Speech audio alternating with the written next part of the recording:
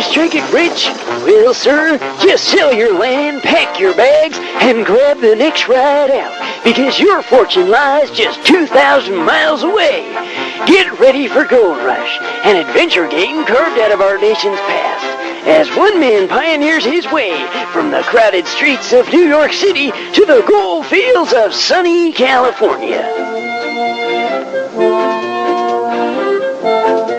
Historically accurate and loaded with real-life adventure, Gold Rush is a new 3D animated adventure game that offers a wide departure from previous Sierra titles. As an early American explorer, you can choose from a variety of routes that can lead you to the California Gold Country. For instance, embark upon the high seas, traveling by steamer to Panama. There you'll continue your journey by foot. Back in those days, we didn't have no Panama Canal. Did I ever tell you the time when After foraging the rugged jungles of Central America, you'll set sail for the barbaric coast of San Francisco. Beware of the dangerous quicksand, poisonous snakes, and hostile natives you'll encounter along the way.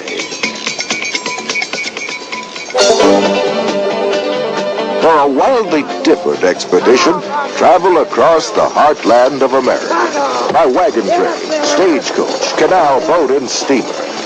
Many obstacles lie in wait, including cattle rustlers, thieves, and rugged mountain ranges. Why, those snake-winding varmints will never catch me by cracky! Or become a seafaring soul and journey from the East Coast around the tip of Cape Horn to reach your final destination in California. True mariners of the deep will anticipate the hardships of combating scurvy, starvation, and the dangers of the unpredictable deep blue sea. Adults and children alike will surely enjoy this pioneer adventure that captures the independent spirit of our nation's heritage. Go west, young man!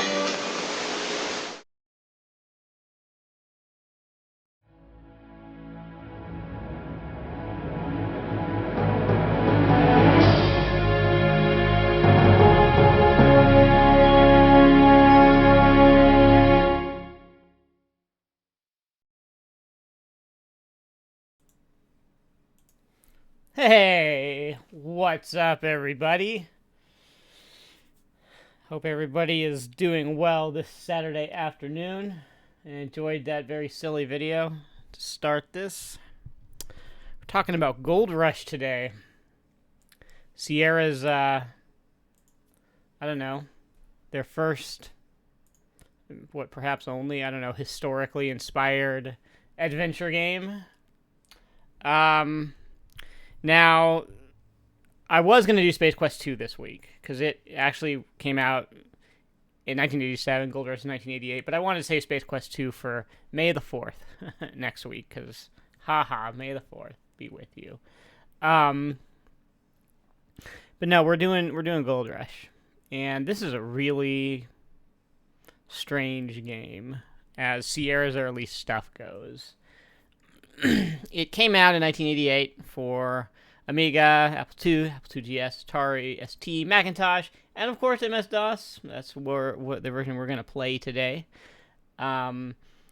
It was released the same year as King's Quest IV, Leisure Suit Larry 2, and Police Quest 2, all of which used Sierra's SCI, Sierra Creative Interpreter, which was the replacement engine for the AGI Adventure Game Interpreter that Gold Rush and all the games of it that you've seen so far on here, all the games of that era used. So it was already using kind of Sierra's old tech at the time it was released.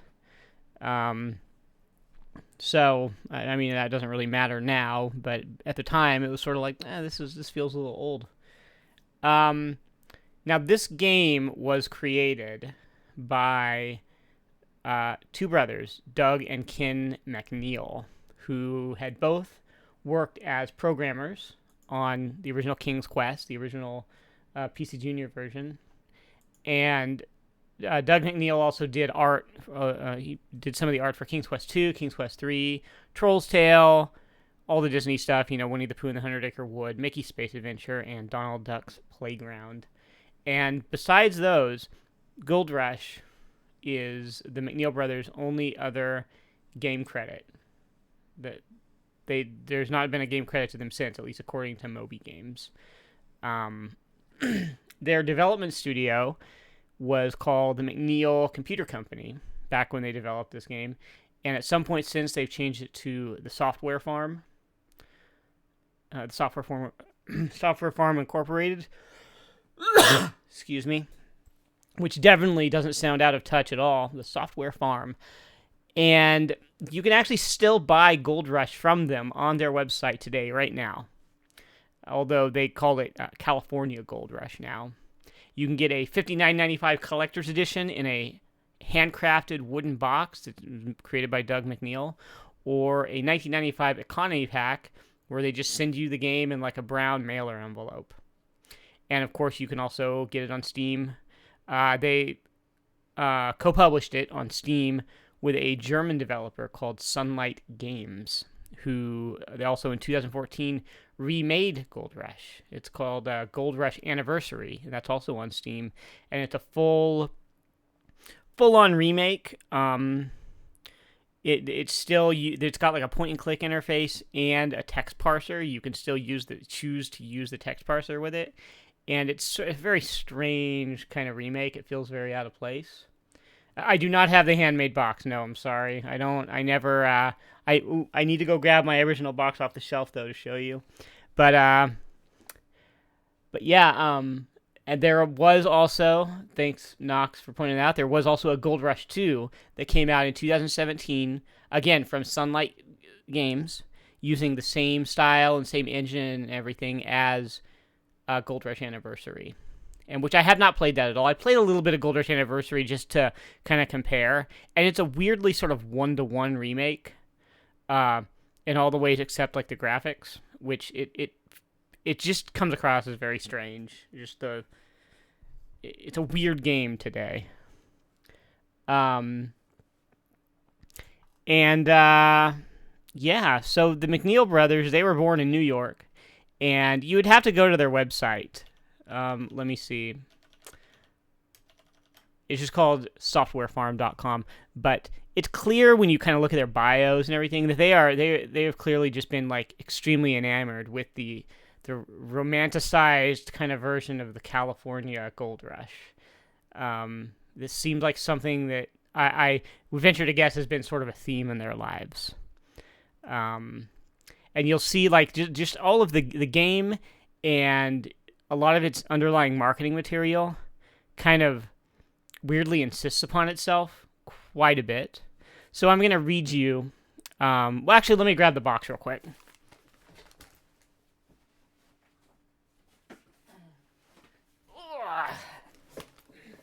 Ah. All right. Here's the original Gold Rush box, right? And it says here, a true-to-life historical simulation. That's the line at the top of the box, right? So, right there, go west, young man. It's all just, there's the MacNeill brothers right there. I'm sure you can just look this box up and get a better looking version of it. But, so, yeah, clearly this whole idea of going west and striking it rich has been something that's, I guess, captured their imaginations this whole time. So, before I get into it, I'm going to tell you about this collector's edition wooden box, right, that they sell. So if you go to their website and read about it, there's the following note from Doug MacNeill, who crafted the box. It says, "My mother grew up in a large 18-room house that she shared with her extended family. She was an only child, the last of a family line that stretched back to the Mayflower. The house had been in the family for many generations, and needless to say, was filled with innumerable family treasures. Upon my grandmother's death, my mother, being the sole heir, inherited the family home and all of its contents. Much has changed since those days when I could walk through that old house in Vermont, but when I get the chance, I still enjoy looking at material that came from there. Some of the things I appreciate the most are the many wooden boxes my ancestors kept and used to store small items that were special to them. It is my hope that the wooden boxes I made for the collector's edition of California Gold Rush will be kept and used in the same way. So he this game is weirdly, I mean, it's great to take pride in what you do, but this game is weirdly just precious to them. Which just the fact that they're still like offering it on their website, in like this special package in 2019 it's just odd. And they also have a lot of really just starry-eyed claims that they make about it, right? Here's the sales pitch for this game. Okay, straight from their website. California Gold Rush is full of lighthearted, challenging fun for the whole family. Become Jerrod Wilson and experience what it was like to live during one of the most exciting periods in American history. The interactive format of this software will bring it to life. California Gold Rush is a large, detailed adventure game comprised of several unique sections, like chapters in a book. Although it may take weeks or months to complete the entire game, that's a lie, you're going to see me beat it very quickly, you will enjoy satisfying accomplishments all along the way. With 3 separate routes from New York to California, it's like having 3 full adventures in one package. And as you're going to see, that's misleading at best, because this game is 3 adventures in one package. Like, imagine, if you will, if you've played Indiana Jones and the Fate of Atlantis, and all 3 paths consisted of maybe 3 to 6 truly interactive screens and like 1 puzzle, and that was each path. That's Gold Rush. The paths are they're a pretty small part of the game. You basically, you'll see, but you get ready to leave Brooklyn, and there's 3 different routes you can take, and then they all converge in the same place. But selling it is like, oh, it's 3 different games. Like, I don't know. I don't know about that. And also, before I get started, I should say, big shout out to writer Richard Cobbett, who he wrote a 2014 article about Gold Rush for PC Gamer, which I happened upon while I was just doing my research here. And I kind of agree with a lot of the opinions that he has about it. So you should go and read that. It's kind of fun. So shout out to him. And actually, while I'm giving shout outs, another consistent source of good, interesting information on Sierra games, some things I did not know, come from Pushing Up Roses on YouTube. She is a fantastic sort of critic of old pop culture stuff, and she does a lot of Sierra games, and she's an interesting watch if you are into this stuff. Now, let's see. I'm gonna get the game started here. Ooh. Oh, you know what? Before I do that, let me show you the manual. Or not the manual. Well, yes, the manual, sure. There's, your typical manual, and it's got the really excited story of, oh, here's the Gold Rush and the 49ers, and oh boy, this is so exciting. And, all the ways to play the game and move around and do things. But more importantly, there is this, what is it? How many pages is this? This 88-page book called California Gold, the story of the rush to riches. And this sort of explains a lot of some of the history behind the Gold Rush, and kind of how, they would go and pan for gold, and it sort of explained a lot of the methods of and whatnot of how they got there, and how they found gold and claim jumping and all that kind of stuff. And there's a lot of stuff that happens in this game where you'll be like, oh, why'd that happen? And like if you read the book, like it kind of gives you more context on it. And this, I think this was the kind of book, where is it? See, copyright 1980. And there's no like price or anything on it. This feels like it was like just some sort of textbook some sort of pamphlet type thing that you got in like a travel center or something. I don't know. Or maybe like a textbook for school. I don't know where this really originated, but it was definitely before the game. But they included it in the box. It comes with the original game. So, and I wouldn't say it's like required reading necessarily, but I guess they assumed like, oh, if you buy this game, you're super interested in this bit of history, and so you'll read this.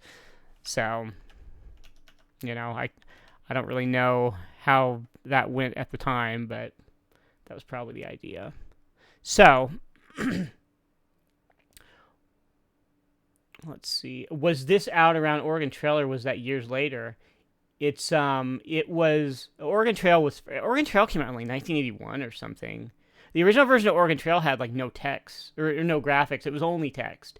And the Apple II version, the one that you're probably picturing in your head right now, it came out later with graphics. So it was before Gold Rush.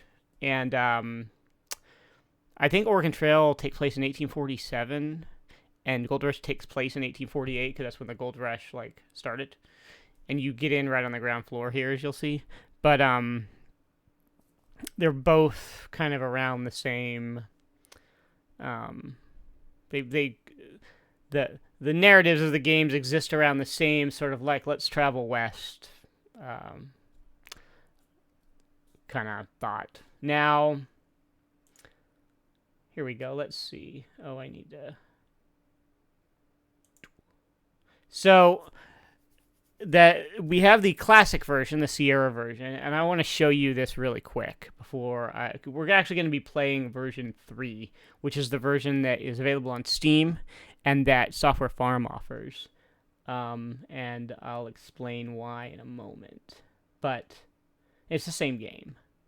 But I'm going to show you this real quick. Where'd it go? There you go. So, let me pause this real quick. So this screen, this intro screen where the Sierra logo comes up, just watch. This is actually a completely screwed up screen. It should not look like this at all. Okay. So, okay. Let me show you what it should look like. It should look like that. And the reason that screen is so screwed up is because the crack for the copy protection for like the key disk and the, as Knox said, the copy protection where they're like, what's the 6th word on the 3rd paragraph on page?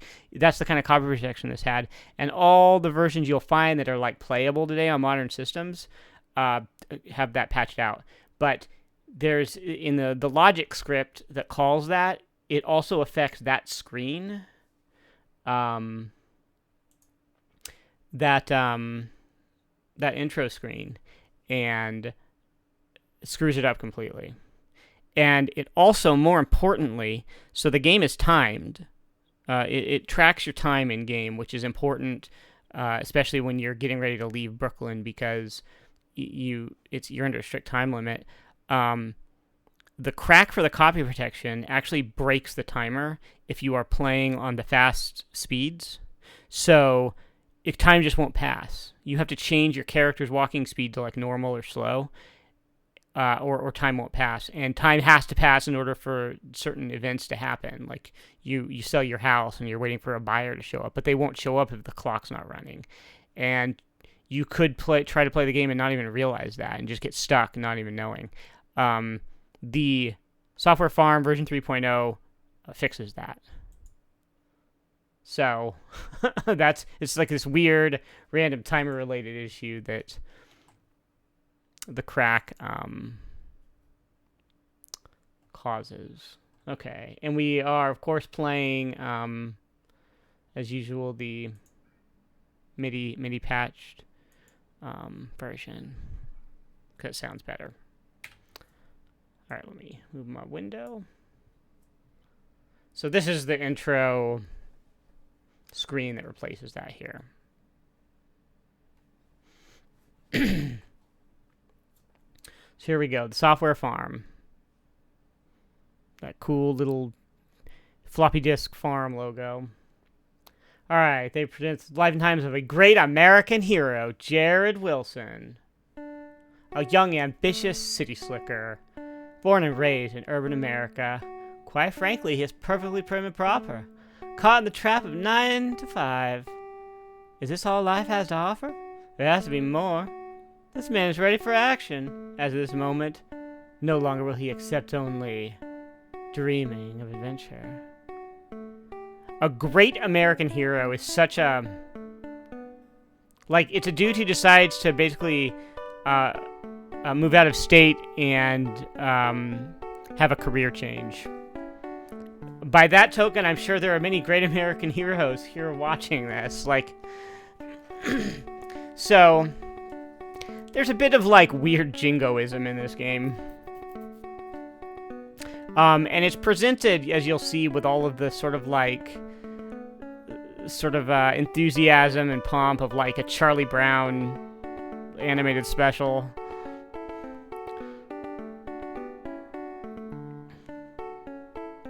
And yeah, I believe this is the first... Well, this is the first Sierra game to be co-developed by, like... Probably, well, so this was designed by Ken and Doug MacNeill of the MacNeill Computer Company,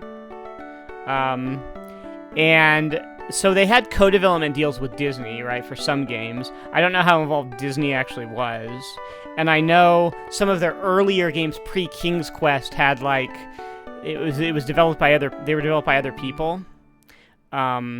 But I think this is the first one that Sierra didn't have just maybe full ownership of. I'm kind of fuzzy on that because I don't know if the MacNeills always had the rights to the game or they bought them from Sierra later, or I don't really know how it went. But the MacNeills did live in California, at the time, so I don't really know what the actual publishing relationship was. It's hard to find information about this game. There aren't a lot of interviews or really the same wealth of information that you'll find on like King's Quest or Space Quest or whatever. This game is pretty obscure as far as interesting trivia and facts and things like that. Most of what you see is just like, oh, here's how it's sort of like its availability has been kind of weirdly affected over the years. So, I've got this pause because we are on a timer here. Now, let's see. What are we doing? I actually had to sort of write my own little guide for some things to do because a lot of the guides online make things a bit confusing. All right, so... And see, you'll see about Gold Rush. See, Gold Rush version 3.0, December 22nd, 1998. That's when I guess they mastered this version. Oops, wait, what did that say? Oh, Adventure Game Interpreter version 3.002.149, which is, I believe, like the last version of the AGI interpreter. So, let's see. Good, okay. So we're in Brooklyn here. 1848. Right before the Gold Rush is announced. About 14 minutes before the Gold Rush is announced, in fact. And that's all the time we have to do what we need to do. So here we are. There are many houses in Brooklyn. But this one has a special place in your heart. There are many houses, but this one is mine. Alright. But not for long, because I'm going to sell it. And here we are. You see this, They actually have some really cool little, like, close-up interior graphics here. This would be used with, or it was used the same year with King's Quest IV as well.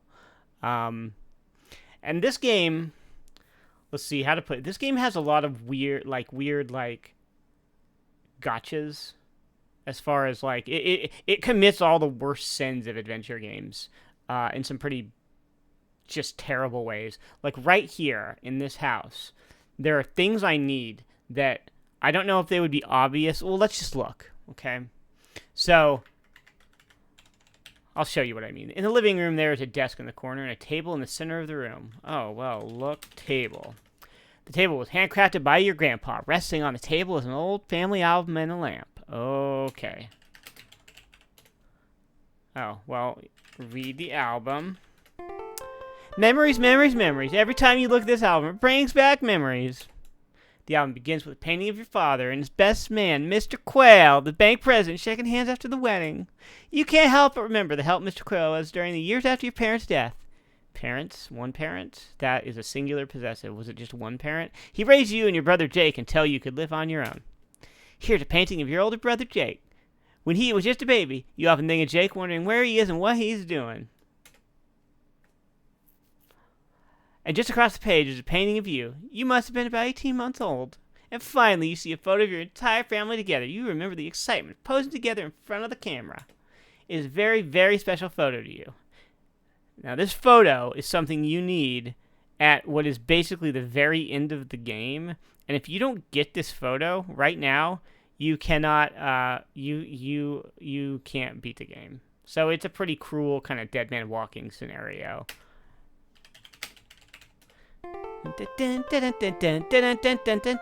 You carefully remove the family photo from the album. Okay. And since it called out the lamp, let's look at the lamp. Oh, it's an ordinary lamp. Somebody says it looks like a bong. Yeah. Now, let's see. Here's another needlessly cruel thing. This is a roll-top desk. The desk is open. Well. Oh, look. Crumpled, slightly faded, and wedged between the slats of the roll-top is what appears to be a misplaced bank statement. Guess what? You need that too. You retrieve the crumpled bank statement from between the slats of the roll-top desk. And what does the statement say? It's your handwritten quarterly statement from the Brooklyn Bank. Upon examining it, you notice that your account number is 112 and that you have $200 in your account. All right. And on that note, you can see I have a few games here to skip some annoying things, of which there are many. All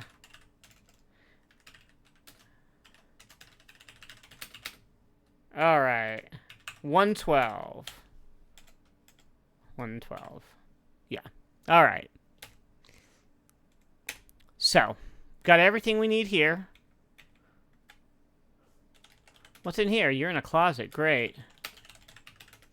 In years past, this closet was bulging with all kinds of useful things. Now it's a place you use to store things you don't need anymore. All right. So now we go out.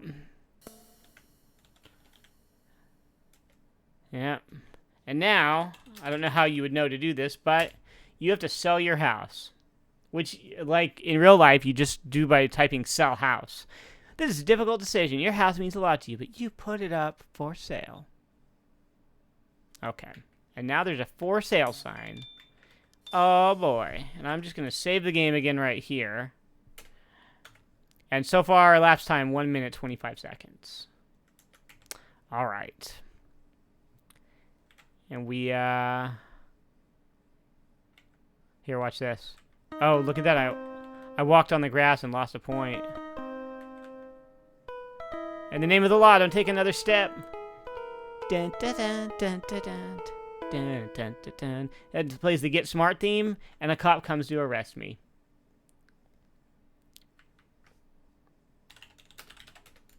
Oh, I can't kill the police officer? You've broken the law. I have no choice but to give you a ticket. Please don't make me do this again. Well, guess what? Up. Maxwell Smart, the police officer extraordinaire.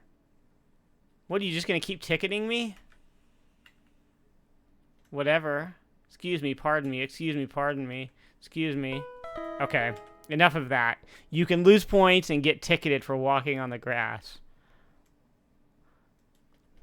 Oh, can you remove clothes? I don't think that works here. What do you mean? None of that. No more police quest remove remove clothes. And yeah, I don't really know how you would know to sell your house. Not sure. Well, let's look around here. This is the downtown Brooklyn Park. The gazebo and flowers catch the eye of those that walk by. Oh. Gazebo, huh?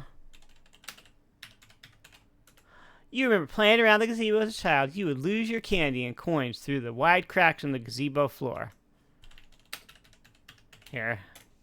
Wouldn't be very nice to kill the gazebo. There's some D&D humor for you. We want to get some flowers. Pick a few flowers. Oh, the horse can run you over. I'll show you in a second. What does it say? Okay. Oh, you would lose your candy and coins through the wide cracks in the gazebo floor. That's your clue to look at the crack in the floor. From here, you cannot see under the gazebo. Okay, there you go. You see the sparkle, something shiny. Ah, yes. A closer look reveals a gold coin under the gazebo. You stretch your arm as far as humanly possible. The gold coin is almost beyond your reach, but finally, you are able to grasp it.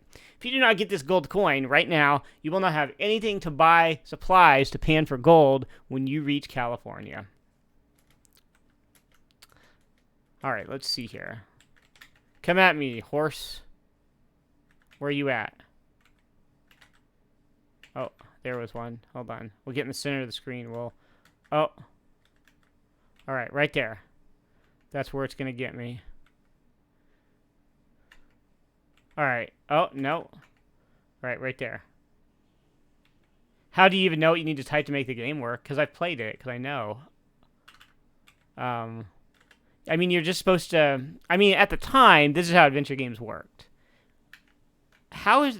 These horses are bad at running me over. I'm just trying to get trampled. My God. Ugh. I dodged that one. My God. I'm just trying to die in a Sierra game. Why is that so hard? I will say, for the time, these graphics look nice. As far as how detailed they are. They have some shadows in there with the trees.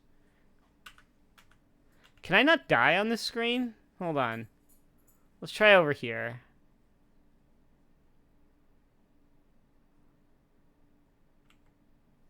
Oh, the real estate man says you're fortunate to own such a fine piece of property. I like this property and am willing to pay top dollar. Will you accept $850 in cash for your house? Yes. Congratulations. Property values are at a premium. You have conducted a prime sale. You are sad that your house is gone, but you'll always have the memories.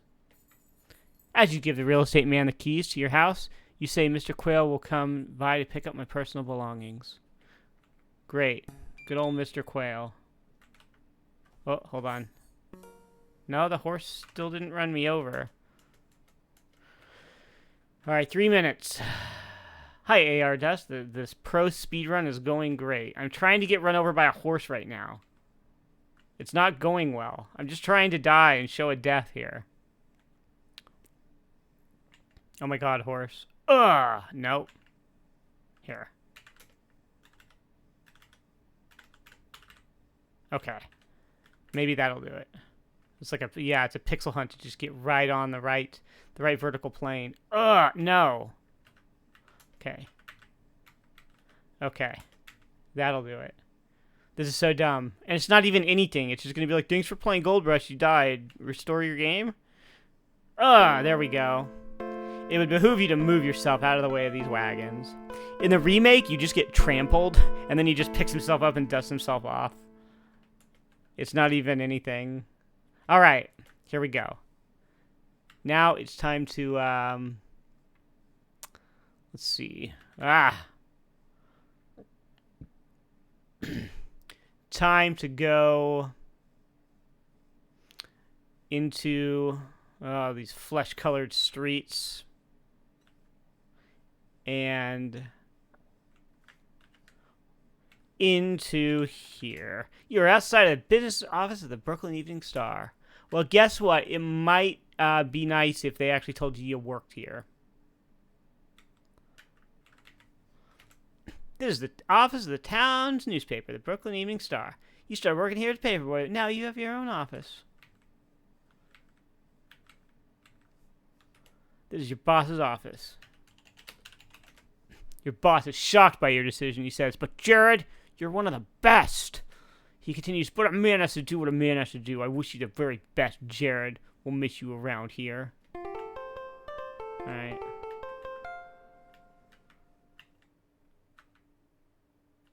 Looks like I'm walking on lasagna. Yeah, the streets do look a little weird. It's one of the shortcomings of having only 16 colors. Whoops. Alright, so here's my office. You found your office. You have a nice desk here. Oh, look, desk. It's a nice desk with a blotter on it. Look, blotter. Around the edge of your blotter, you see a corner of the newspaper clippings you keep under it. Look, clippings. These clippings are very important to you. You find yourself reading them often, wondering where your brother is and what he is doing. These clippings describe the complicated episode of your only brother, Jake. Jake was falsely accused of a crime he didn't commit. Although Jake was promised a fair trial, the townspeople weren't interested in justice. The result would have been a foregone conclusion. Jake's only alternative was to leave town and never come back. When he left Brooklyn, you wanted to go with him. Jake told you to stay because it may be dangerous. But he did promise that he would contact you if something important happened. He left 11 years ago, and you haven't heard from him since. So you can just miss the entire, narrative of the game if you don't go in there. That's, a super important. So, he said he would contact you. Alright, well. I like how there's just street inside of here. Look at what I'm walking on. This is just the same as the street outside. Oi. Alright.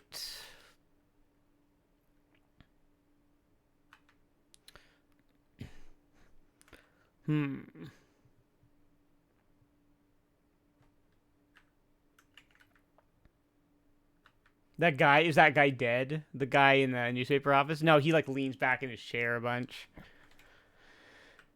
And now we're gonna, let's look. You're just outside of the Brooklyn Bank. All right. There's the impressive interior of the Brooklyn Bank. There's activity everywhere you look. The teller says, "How may I help you?" Okay, Jerrod, what's your account number? It is 112, as we saw there. That is randomized, the account number that you get from the bank statement. Just one moment, I'll get your money for you. Hi, Elderberries Gaming. Here's your $200, sir. All right, well. Tell her, no, you can't help me. I'm done. I got my money. Get out of here with that. Can I get over here? I want to go talk to a personal banker. I guess I can't do that. Here. My oh my, aren't we creative? The president of this bank made the last person who tried that very sorry. Oh. Oh well.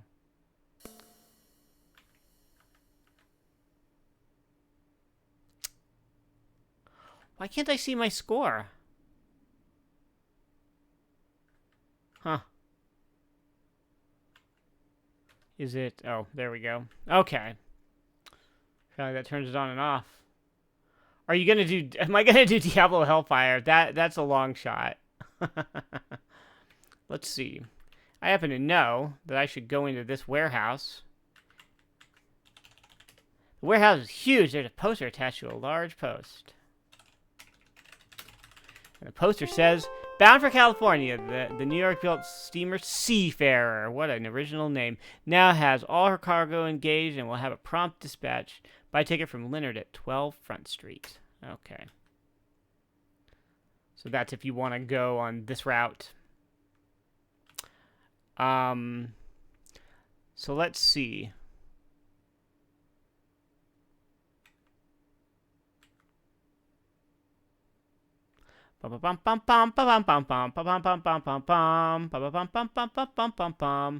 Let's see. Actually, here, let me save this before I do this.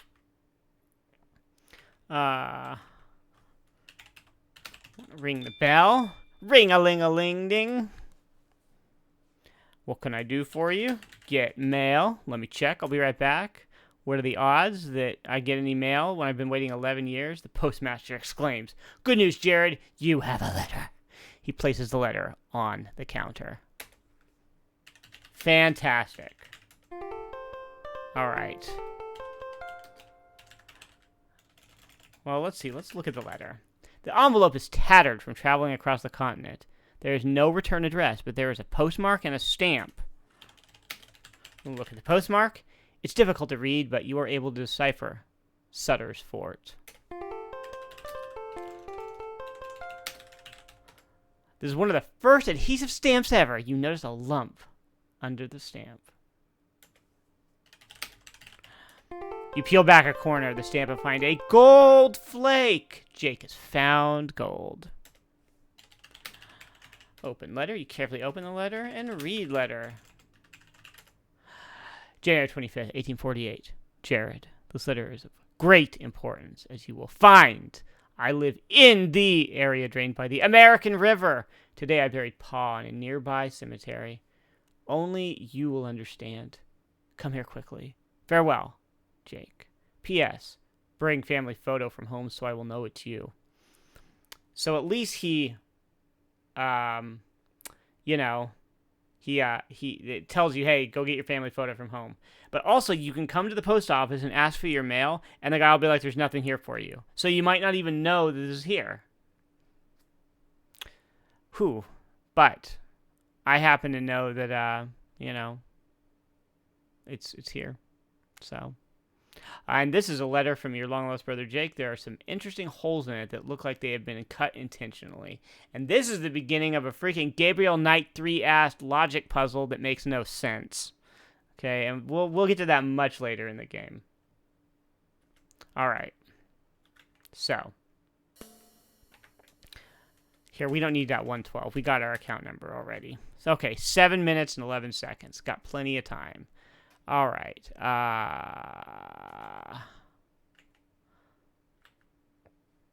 We want to go down here to, the graveyard. Although it is painful, you visit the cemetery occasionally. You have loved ones buried here. Well. Oh, same thing here. Let me just stomp across all these graves. Yep. And I happen to know that these are the relevant graves to read. In loving memory of Martha Wilson, 1829, age 31. May she rest in peace, survived by her sons Jake and Jerrod. Look at that, age 31. That's what happens when you don't vaccinate. And in respect for our father, Marshall Wilson, taken away 1829, age 33. A man whose steps are worthy to walk in. This great name to be carried on by Jake and Jerrod. Am I going to have to create a fake mustache? No, but I'm going to have to solve a really idiotic puzzle. And no, I don't have to finish it in 14 minutes. It's just when the 14-minute mark hits, that's when the gold rush is announced. And at that point, 2 of the routes that I might be able to take are eliminated. So there's just a timer in terms of getting out of Brooklyn to get to the next step of the game. All right, and let's see. Place flowers. When you visit your parents' graves, you bring a bouquet of flowers in their memory. It was a dark, damp, dreary, cold, rainy, windy. Oh my God. It was a dark, damp, dreary, cold, rainy, windy, snowy, sleety, haily, lightning, stormy, thundery, sweltering, chilly winter night many years ago that your mother and father were suddenly taken in an unfortunate horse-drawn buggy accident. How quickly and tragically they were taken. You never have and most likely never will understood. You never have and most likely never will understood why. I would think that should be understand why. That's a dumb sentence structure. Anyway, I would have rewritten that. Okay. Well, let's see. Do other graves have fun text? Let's see. Sacred to the memory of Della S. Angel, July 20th, 1840, 46 years, 3 months, 21 days. Those who cared for him while living will know whose body is buried here. To others, it does not matter. Wow, that's weird. In memory of Elvira Wood, departed this life November 2nd, 1837. Here lies one wood enclosed in wood, one wood within another. The outer wood is very good. We cannot praise the other. All right. This stone stands in honor of Augustus R. Huge. Okay. Mary Lavour, 1797, age 74. Reader passes on and near waste your time on bad biography and bitter rhyme. For what I am, this crumrous clay ensures, and what I was is no matter of yours. Here lies William Deering, 1838, age 49. For me, the world hath had its charms, and I have embraced them in my arms, courted its joys and sought its bliss, although I knew the end was this. Here, let's go over here. Here lies the body of Josh Young, born August 19th, 1802, died September 29th, 1839. 37 years of misery have finally ended. Jesus. All right, that's really dark. In loving memory of my wife, Luella Cebellum, who while attempting to give life to others, gave her own. Died 1838, age 32. Also really dark. My God. Okay, anyway, that's enough of that. The really fun, goofy graves are in King's Quest 4. Okay. Okay, but now we're done with the graveyard. We've gotten all the stuff from... We got the letter from the post office. And now...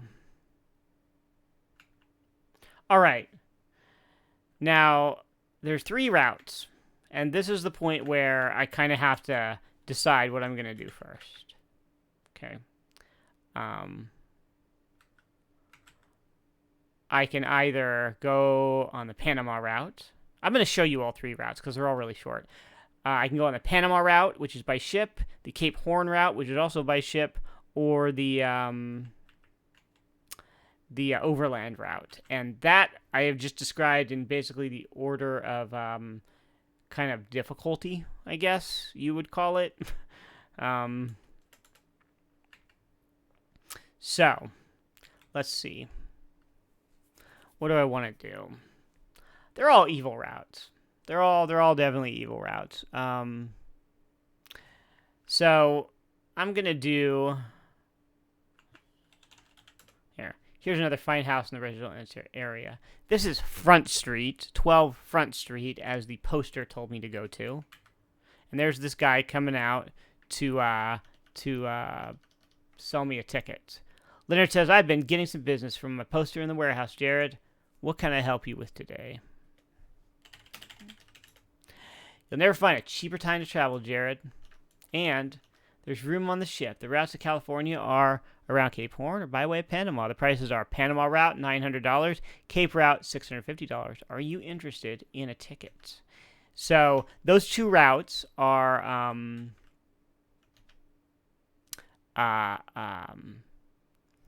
the more expensive routes, and also they get the prices go up and they get eliminated.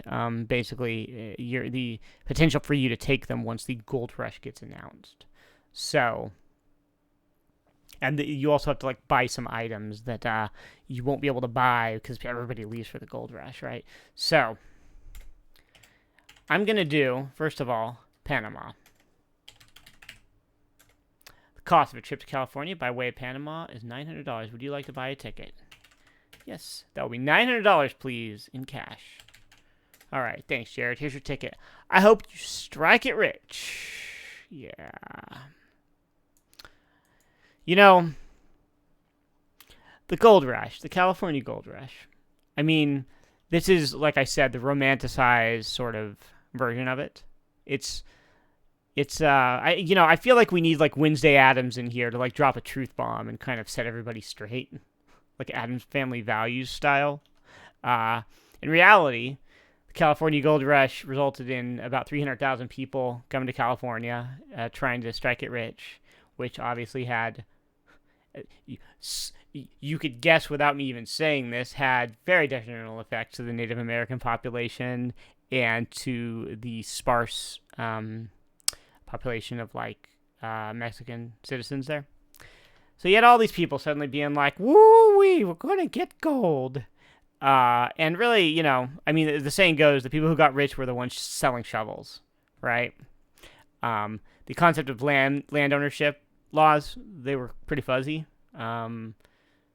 which led to, of course, prospectors just staking claims on whatever they wanted, and getting really mad at people for claim jumping. You'll see some of that later. I'll show you. That leads to a funny death.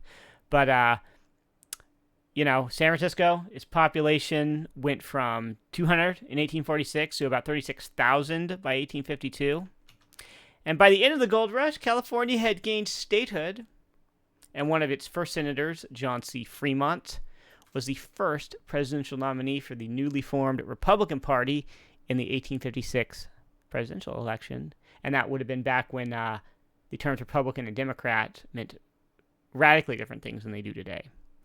And fun fact, we didn't go with John C. Fremont. We went with James Buchanan in that election, which did not go well for anyone because he led directly to the Civil War.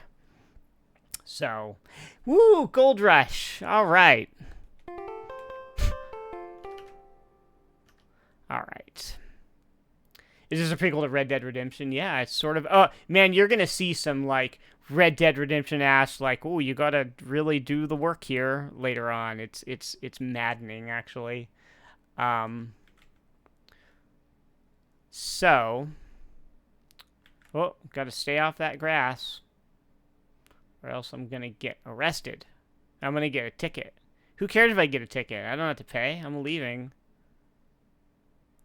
Is it... Wait, where is it? I think I want to go, like... I think it's this way. Okay, well, the Civil War, I don't want to, like... It's good that that happened and that the things that got stopped, you know, that slavery ended and all of that. But the way James Buchanan, like... he defected to the Confederacy and was just a terrible president who made things like worse. Where he's the kind of person who, when people are like, "Oh, Nixon was the worst president," or like Trump's the worst president, whatever, it's like, wait a minute, James Buchanan made the country a lot worse to the point where, like, you know, his actions pushed us toward like all of this misery and this war and everything. Like he was an evil man. Yeah, go read about him. He's terrible. All right. And, like, you know, any kind of war is terrible. It's bad that you have to go to war in order to, like, get something like that done. But, like, obviously there were good outcomes from it. But also tons of people died, and there was all kinds of... Any war is a terrible situation. So, yeah, there are pros and cons of it, obviously. All right, is there something I can do for you? And I want to buy a net. Your account balance is adequate. He says I'll charge your account. Guess what, sucker? I'm leaving. So I'm not. You're not gonna get no payment from me. Haha. Now let's see. Now, if you were to visit a place with many, many mosquitoes, this netting would keep those pesky insects from biting you. I feel like no reasonable person would know this. I don't think you would really think, I need this. I think you probably get there and then die, and then you go, I should have done this. Let me start the game over. All right, so we bought our net, and we have our ticket, right? And now it's time to set sail. And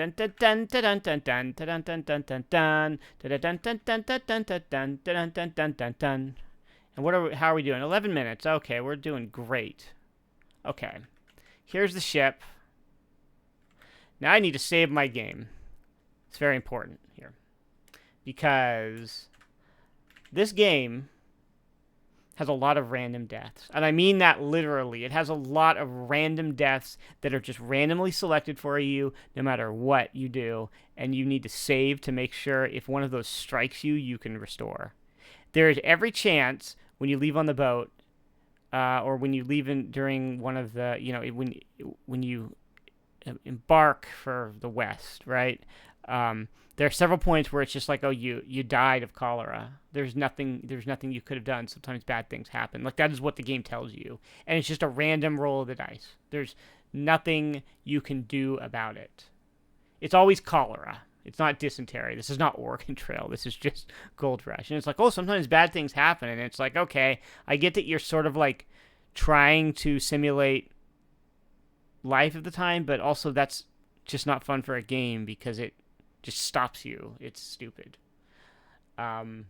So, with that knowledge, let's show ticket.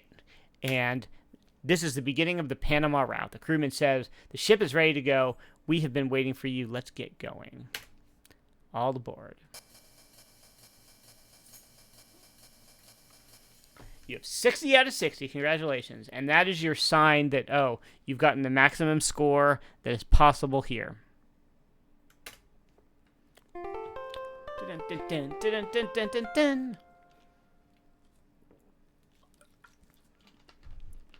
So now we have to wait for this slow-ass steamboat. Mutiny. No. None of that.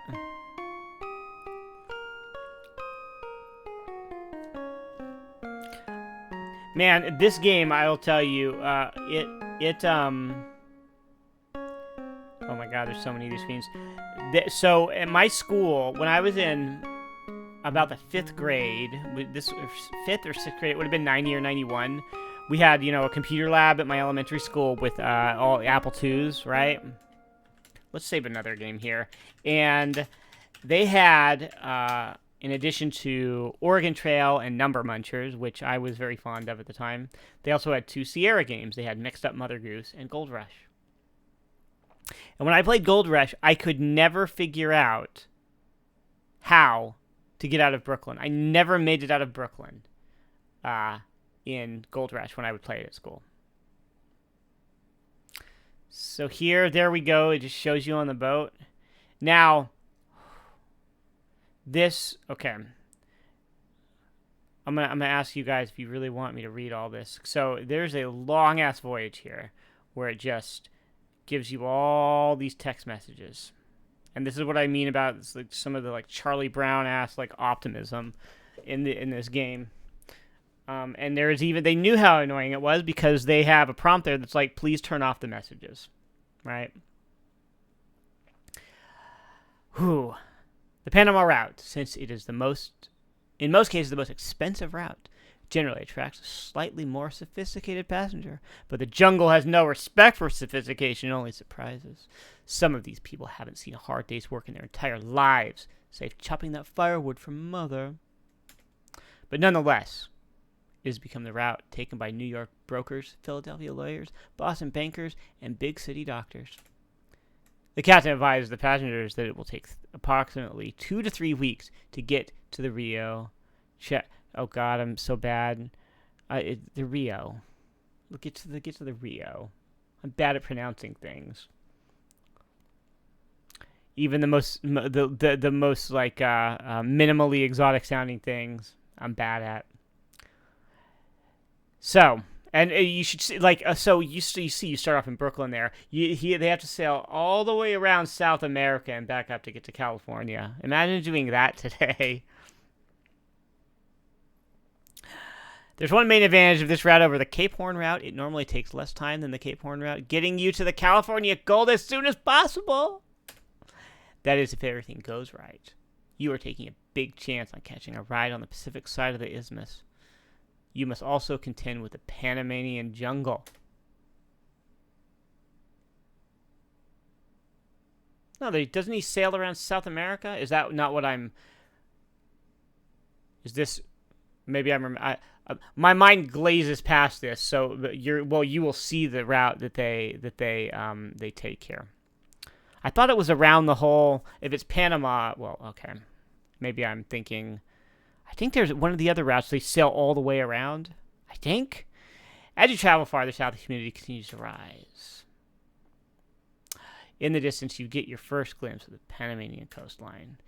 It is a wall of green rising abruptly from a beautiful blue sea. There are a few coral islands and reefs that your captain meticulously maneuvers around. And so the whole journey is filled with this, right? The scene as you see it is as it has always been.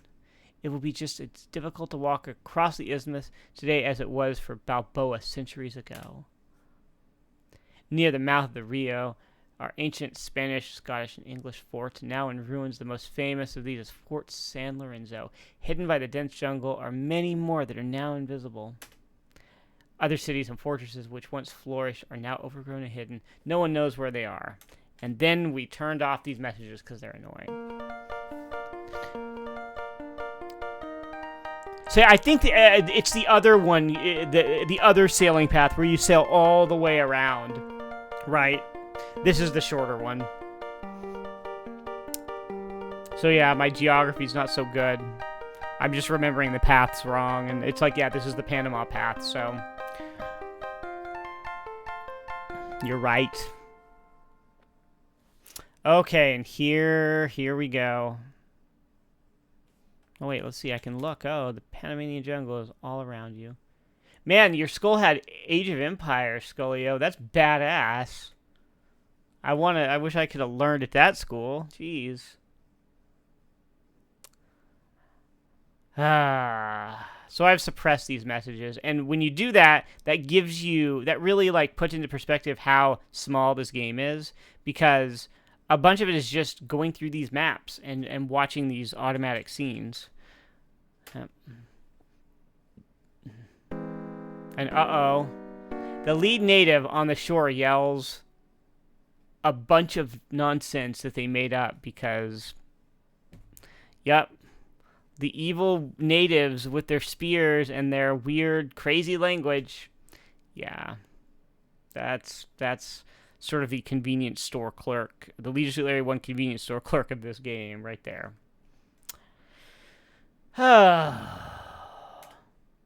Your guide interprets. The leader of the natives said, "Give us all your valuable possessions. If you do, we will let you live." The leader of the natives continues with more made-up nonsense. The guide interprets, "If we don't, they will kill us as dead as a mackerel." The guide continues, "I don't think they are bluffing. Do you think we should give them our valuables?" Well, hold on here. I'm assuming all of that is made up because I would really not trust them to have done any kind of research and done any like proper language kind of insertion here. Okay. No. You tell the guy to tell the natives, "No way." The guide boldly tells the natives, "No way." Oh, well, let's just murder everybody then. Cool. Nice shot, Harry. All in a day's work, Frank. Oh, suddenly what? It turns into like a Far Side cartoon?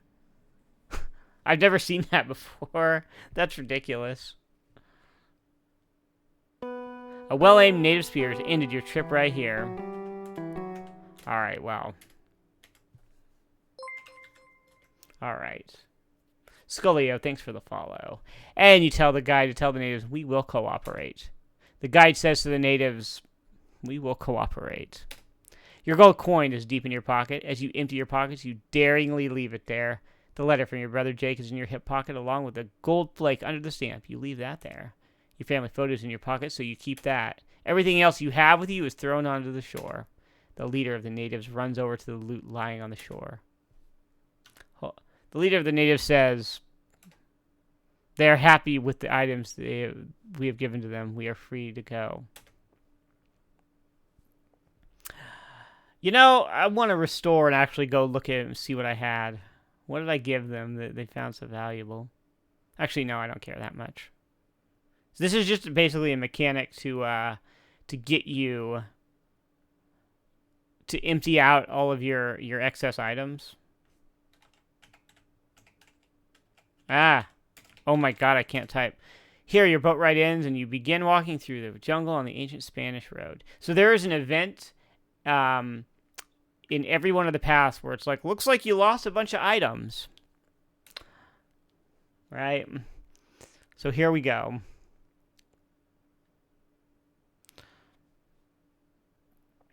All right.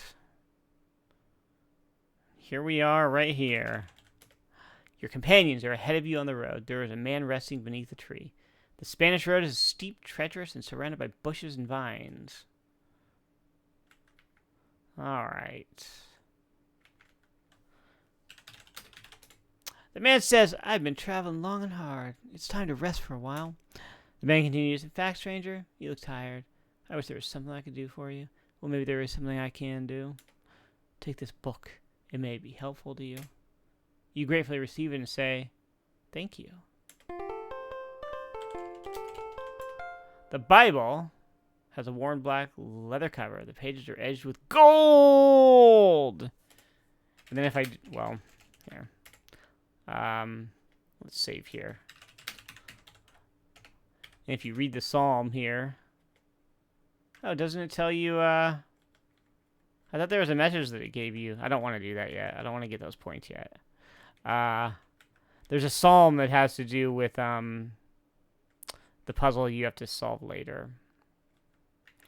But you're not supposed to know to read it yet. Alright, let's see.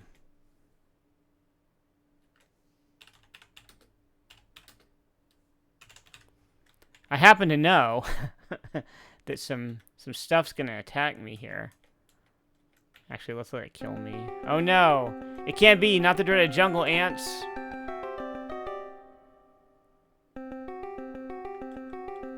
Oh.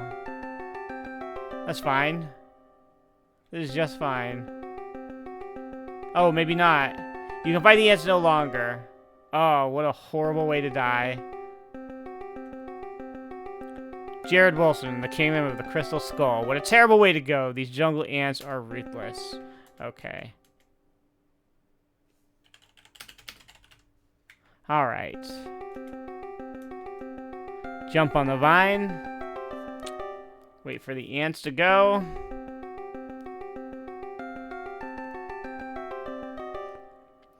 Dun, dun, dun, dun, dun, dun, dun, dun, dun. Now we jump down. Drop. There it looks clear, so get down from here. Alright, cool.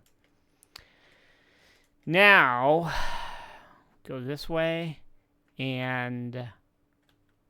well, there's a bunch of routes here, and I'm pretty sure something kills you here, right? Doesn't a snake... oh yeah, there we go. Ouch.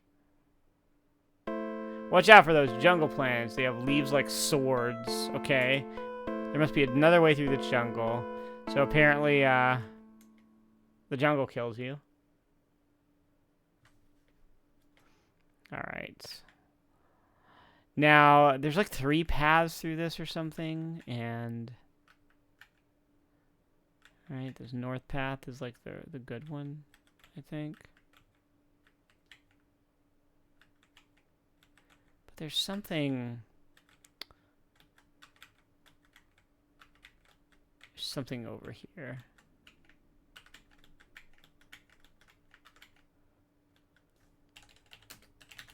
Oh, there's a disc, a gold disc on the ground. You're not far enough from the well-used trail. Any gold that might have been lost right here centuries ago would have been found. What? There's totally a gold disc you have to get. Is it over here? No, this is where snakes kill you, right? Yeah, there we go. The silent slithering snake has squeezed the life right out of you. Alright. But the top path is the good one.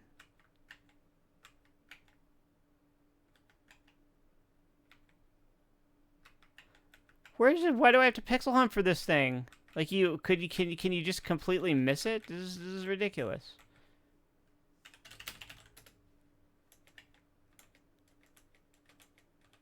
Where is it?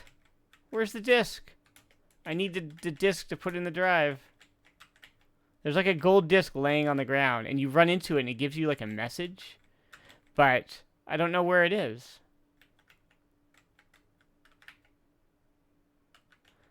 I mean, I've done it before. I just don't know where it is. Oh, whatever. I don't even care. Alright. Also, you should notice, see my score, it says 255. When the game started, that was 250. There was a max of 250. If you go on the Panama route, it actually adds 5 to the total, because for whatever reason, you can score more points on this route. I don't know why they didn't just make something score 5 points less or something. It's very strange. Okay. Let's see. All right. It's hard to believe, but even the depths of the jungle can be beautiful. Here, the road crosses a jungle stream. All right.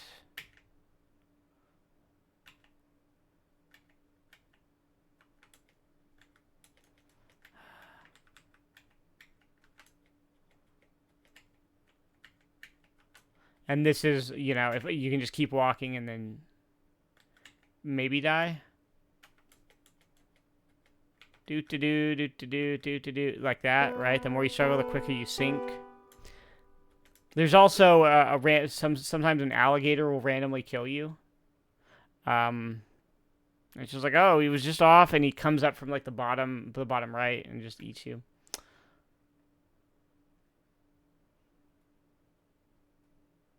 And this is a good-looking game, yes. Given how old it is, this is a good-looking game. They a lot of the background, a lot of everything here is very detailed. They do some stuff with shadowing for a game that was originally a 320 by 200 resolution in 16-color EGA graphics. Yes, this is a good-looking game for the time. All right, once a traveler makes it to Panama City, his worries are really just beginning. That's actually a lie, because I'm going to get to San Francisco, or Sacramento, rather, without any more issues. The population of Panama City increases every day due to the steady stream of fortune seekers coming across the isthmus.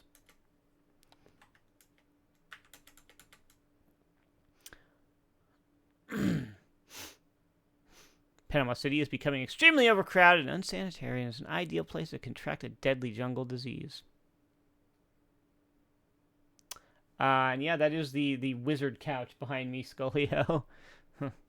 It's difficult to find food or a place to sleep. I hope this isn't like telling me I'm going to die.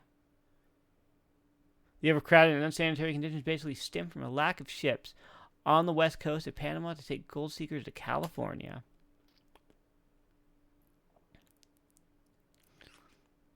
Those ships that do leave for California are overloaded to the point of being unsafe. And again, they knew how annoying this was, because they just say here, Control-N to skip to the next scene. Gold seekers trapped in Panama City will do nearly anything to be one of the fortunate souls to be on board when the next ship sails.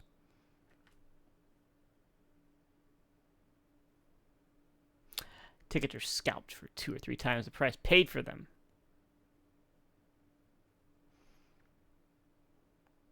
Fights break out over who will get on the ship and who will be left behind. So this is like, you're not even doing, it's just telling you things. It's not even showing you. You don't have any any kind of agency as far as like what you're doing. It's just telling you these things. Those who are left behind are forced to retreat back into the city and attempt to fend off the numerous jungle diseases. It's like freaking Hideo Kojima, but Gold Rush. Delays of 2 weeks are usual. Delays of 2 months are not uncommon.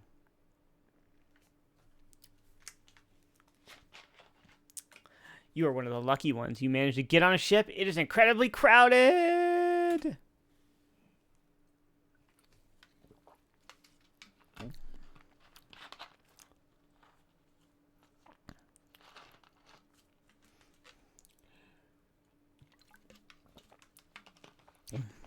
How exciting.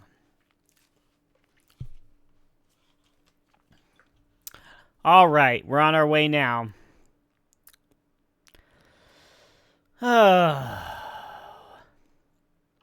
All the way back up.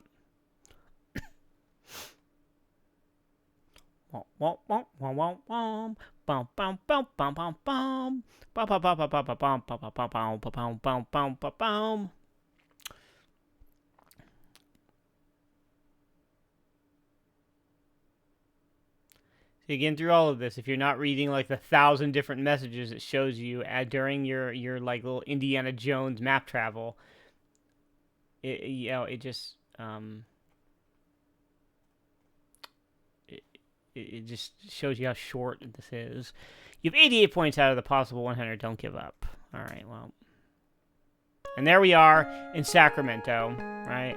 You've arrived in Sacramento. You're the fella on the ship and wearing a white shirt and black pants right there in the middle of the deck. I like that it tells you, like, you can see right there on the ship next to the red central thing. That's you, right? There are many buildings in Sacramento. You've got to find your way to Sutter's Fort. Let's see. And I believe is it this one? Sacramento is a welcome site. It is made of streets and buildings.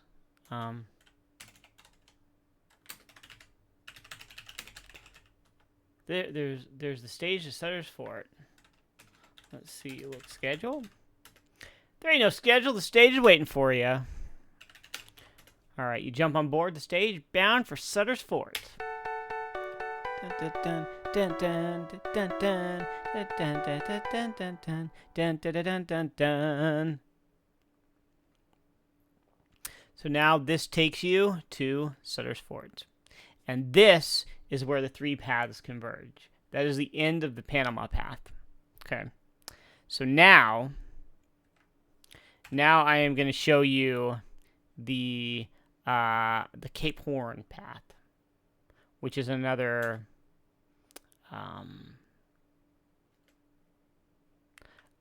ship route. Okay, I'll be doing Twitch sings. I've considered it. Go sing some Disney songs. Be our guest, put our service to the test. Leonard says, I've been getting some business for my poster in the warehouse. Jerrod, what can I help you with today?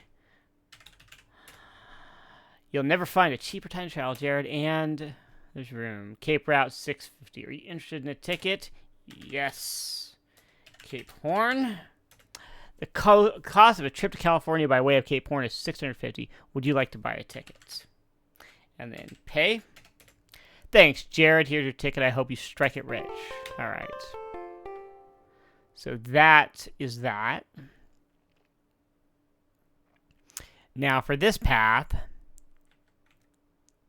we have to get some fruit because you don't want to get scurvy. We'll surely avoid scurvy if we all eat an orange.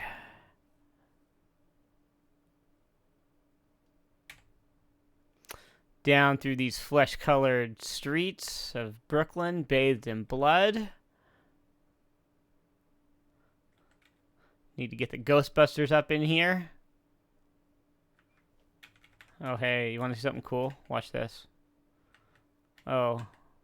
You've determined that walking behind a horse is hazardous to your health. It's one of my favorite deaths in this game. Let's see.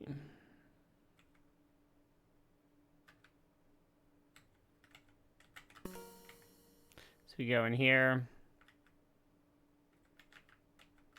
I could say, sir, what can I do for you? Buy fruit. Very well, sir. I see that your account has a positive balance. I'll put that on your account.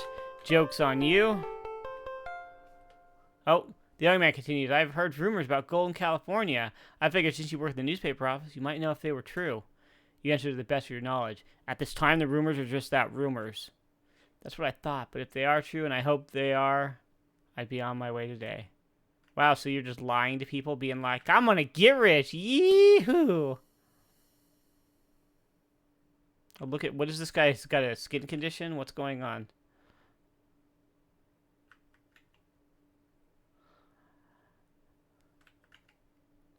Oh, God. Oh!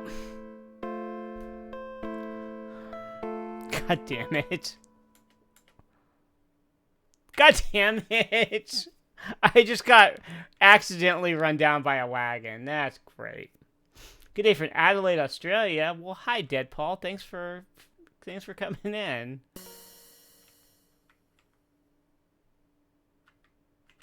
All right. Buy fruit. Blah, blah, blah. Lie to the guy about the gold rush, because I know there's gold. God, bam, buy cracky. And then, we go over here. We save the freaking game in case I get killed by a rogue wagon. I'm going to go down here where it's safe. Alright. And then go on up to the ship. Now that I got my fruit.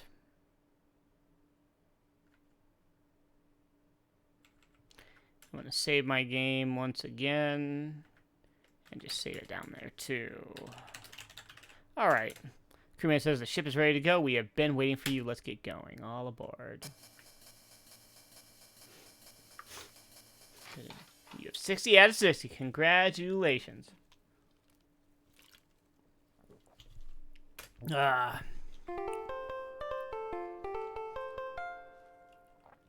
this is the Cape Horn route. And this involves a very Sierra puzzle about fishing.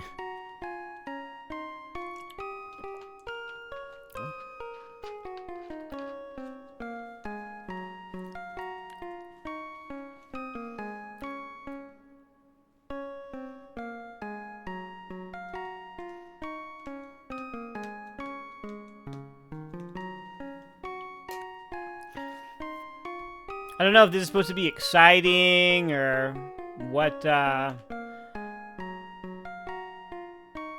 or what. Here. Why it takes so freaking long to do this. Alright, here we go. Another exciting voyage. Oh. Alright, you're on the top deck. You see nothing on the floor. There are people and a pig nearby. Here. Hey, piggy. Hey, what up, piggy? What up, pig? Come here. Come here, pig. The other man tells you, don't do that. We're going to have to eat that pig later in the voyage. Well, that's dark. I don't want to have to do that. So you can just kind of run around and explore this ship here. Oh, look, this man reading a book. What does he have to say? You say to the man reading the book, we are on our way to California, but we have a long trip ahead of us. The man continues, you're right. It's going to be a long trip, and you'll want something to read. Take this book. I'd like to give it to you. Please take it. You say thank you. You're welcome. Oh, look, it's a Bible again. Well, let's see. Let's save another one. Can I fall over? Can I fall? No. So you can kind of explore the ship here. There's crew quarters down there that you see. There's the metal, like the furnace, right? There's a kitchen right below me. There's the captain's quarters and the bridge, I guess. We can go out here and just be like, oh, what do we got? Oh, can I not jump off? You'll never get to California if you do that. No, you will not. Okay. Well, the good news is I don't have cholera. Okay. Actually, here. I'm going to save in both those slots. And then Control-N for next scene. Okay. Land has just disappeared from view. The excitement, expectation, and anticipation of your journey are gone. Now you're beginning to wonder just exactly what you have gotten yourself into. You have left your home and friends behind, and you wonder if you will ever see them again. It hasn't taken long, and many of the passengers are seasick. It will take a few days before the landlubbers get their sea legs. Let's turn the speed up a bit here. The passengers are, for now at least, are quiet and keep to themselves. But as time goes on, people meet people and have a wonderful time getting acquainted. From passing ships, you hear rumors about gold being discovered in California. Most travelers left with great haste, but very few left without a notebook, a pen, and an ink bottle. Many passengers on board are keeping journals of the experiences they have on their journey, playing cards, singing, reading, sunning, and wrestling or other popular activities. So what, there's just people wrestling, just fighting on the ship? That's great. Any reading material on board was read to tatters before the journey had barely begun. The captain is relatively young, as captains go, but he is a wise and frugal man. The captain makes use of the northeast trade winds through the horse latitudes. Is that like a thing? Some sort of nautical, the horse latitudes? I don't know anything about navigation. That sounds like something we would make up on the comedy button. Oh, the horse latitudes. He makes use of the wind and sails at every opportunity to conserve the supply of coal and to prevent wear and tear on the steam engine. The food on board is not as bad as expected. In fact, if you're really hungry, it's quite tasty. This early in the voyage, rations that are provided are quite safe. Very few get sick from eating them. The food is not yet spoiled. The usual fare is hard-baked biscuits, salted beef, and boiled pudding once a week. In the course of the trip, various activities begin to occur on board. At blah, blah, blah, blah, blah, blah. Okay. Oh my god, please let me just. Okay. So, here we are in this scene again. There's nothing to do, so we go to the next scene. Ugh! Okay. Message is suppressed. There we go. We don't have to listen to any of that anymore. So it just keeps doing that and doing that and doing that.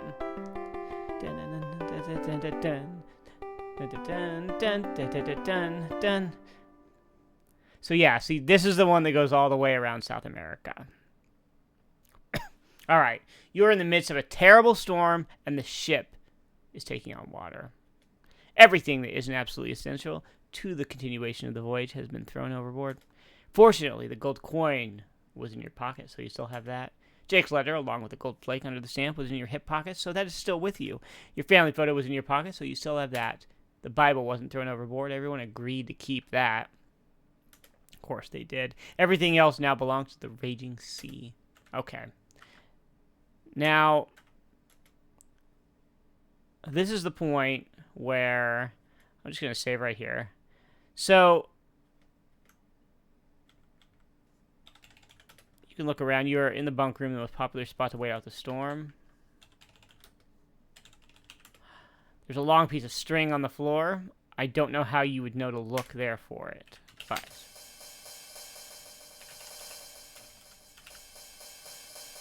take the string, thinking that the string might come in handy someday. You pick it up and put it in your pocket. Okay.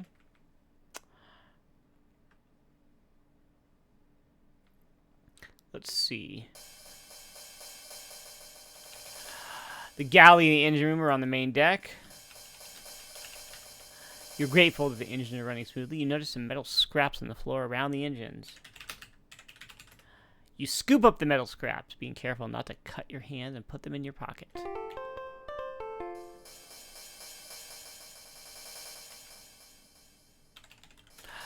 Whoops. The galley... Oh, okay. There's a stove table and benches. Where's the pig? Oh, can we take the pig yet? That will do you no good. Okay. And down here, the coal doors and boiler are on the lower deck. There's a shovel resting against the wall. I wouldn't get the shovel now. The workers might need to use it. Okay, so I have everything I can do right here. Hit Control in for the next scene.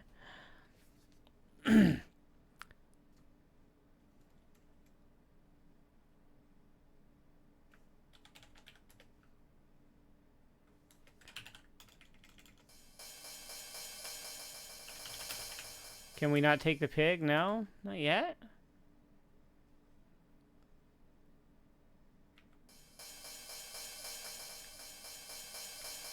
Ugh. Alright, let's see. This is the bridge deck. There's a staircase to the captain's deck. You see nothing on the floor. That's a very conspicuous message. This is the staircase that connects the captain's deck to the bridge deck. Well, what's on the floor? You see nothing important right here? Huh. There's a paperclip lying on the floor. It must have been tossed there by the storm. Let's just look normally and see if it tells me that. This is the captain's cabin. Okay, well. You just have to kind of know these things are there. Or, like, be very thorough in how you look around. You pick up the paperclip and put it in your pocket. Alright. Well, let's see if I can take that shovel yet. The workers don't mind if you take the stick. This is what is left of the shovel the workers use in the boiler room. Oh, a stick. Okay, well. And now, control in for the next scene. It just keeps going. Sometimes you die from cholera. Sometimes you don't. I've been lucky so far. Look, they almost crashed into the continent. What were they thinking? Go home, Pixel. You're drunk.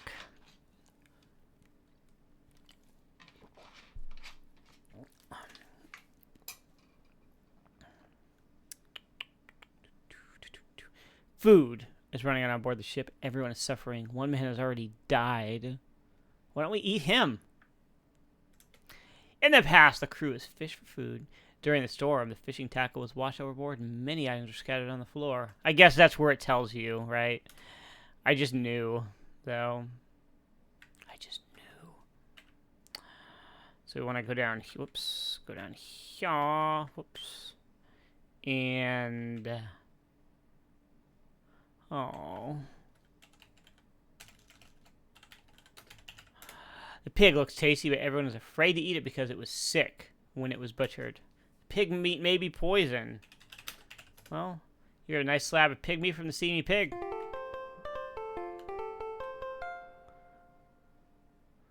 Alright. We're going to eat that pig. Hesitantly, you take a bite of the pig meat, fearful that it may be poison. As soon as you sink your teeth into this piece of meat, you realize something terrible is about to happen.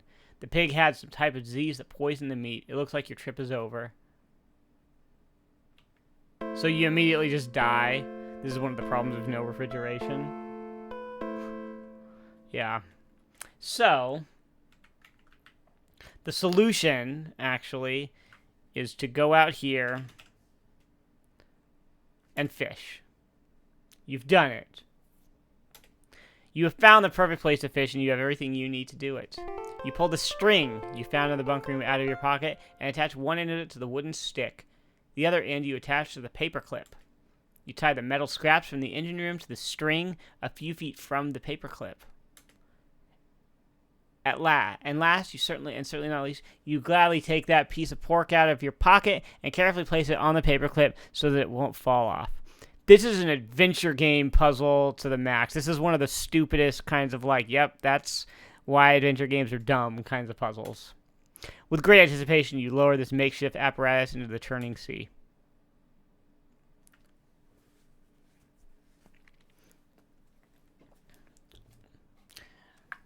Doot. Just doing some fishing. Yep. Wrangle that old... The angler wrangler. That's what I am. Once again, Jerrod, you saved the day and the lives of those around you. You great American hero. You reel in the catch of the day and share it with your companions. Now you will all make it to California. All right. Use the family portrait as bait. You have 95 out of 95. You are right on track.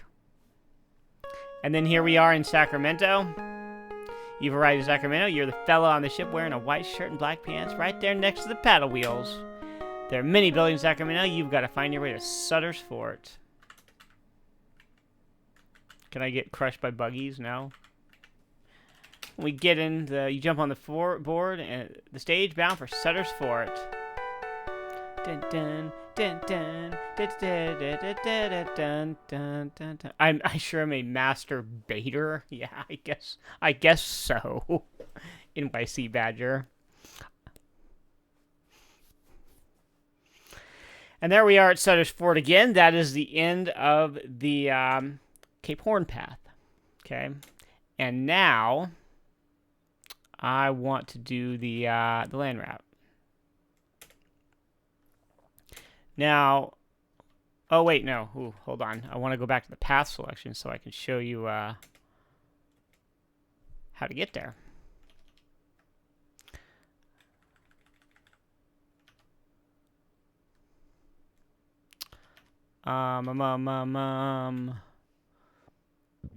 Excuse me. Oh, geez. No, I don't want that. Whoops. I walked on the grass. What was I thinking? I wasn't even paying attention. Why would I walk on the grass? And no, it tells you updates on points when you get to each of the major kind of like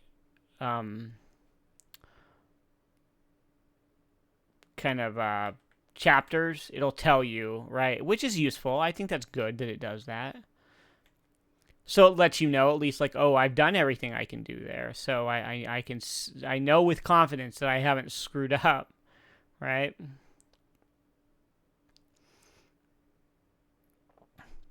So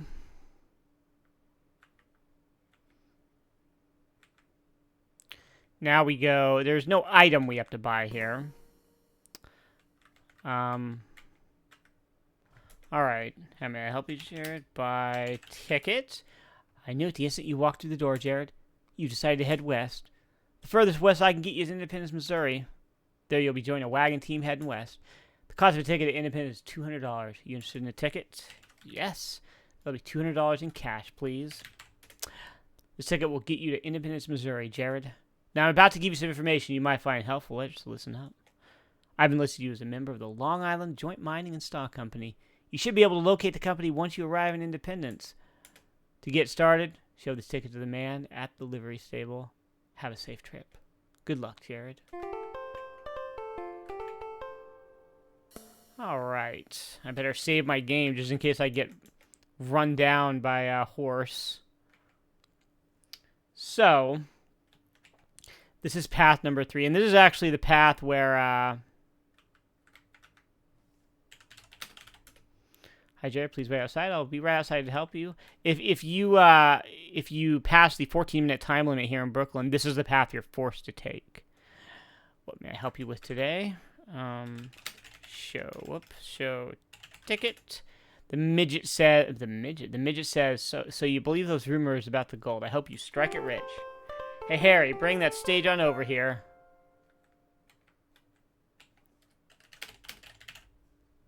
All right. Actually, let me save my game here first. And here we go.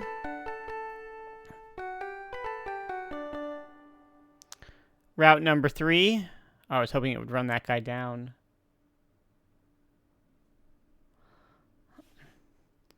And let's save again here. Now, this is, I know for sure, this is one of the points where it can be like, oh, you got cholera. You're dead now. You're randomly dead. So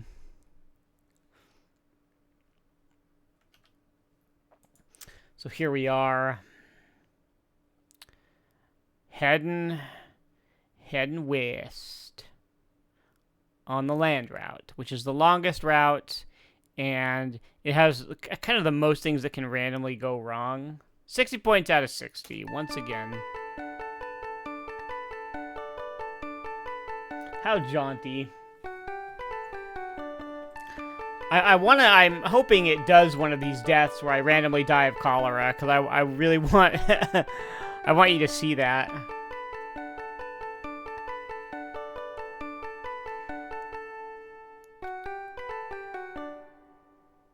Alright, here we go. Your first stop on your journey is beautiful Buffalo, New York.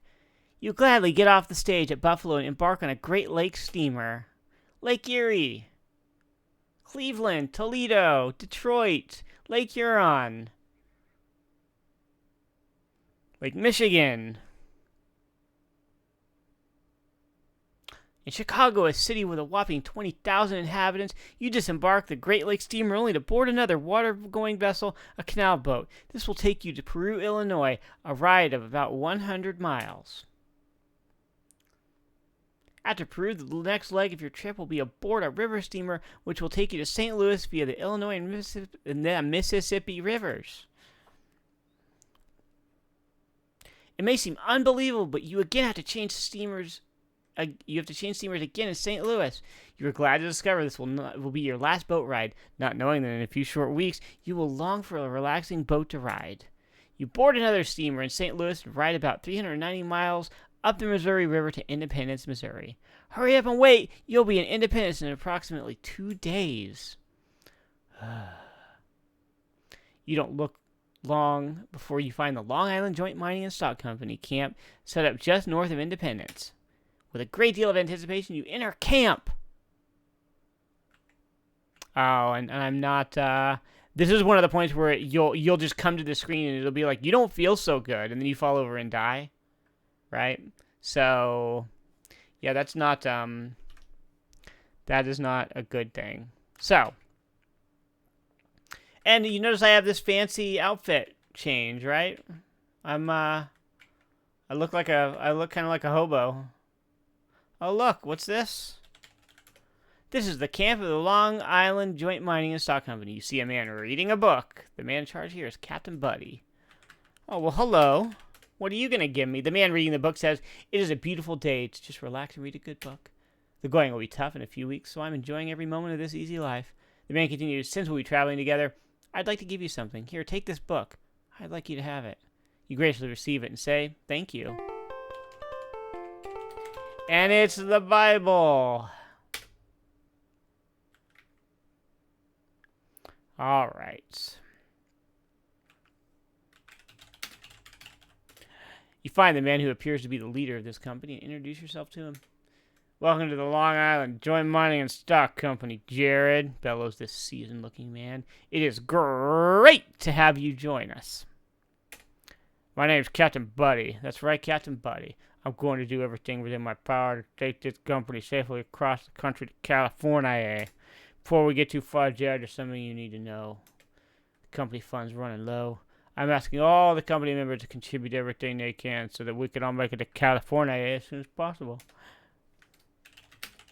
Why, I love being taken advantage of. You reach deep into your pocket, retrieve all of your remaining cash, and hand it over to the company captain. "Thank you so much, Jerrod. You're a bright-looking young man, Jerrod, and I have an assignment for you. When the plains are turning green from the growing grass and the mud is beginning to dry, we need to make a haste to the riches in California.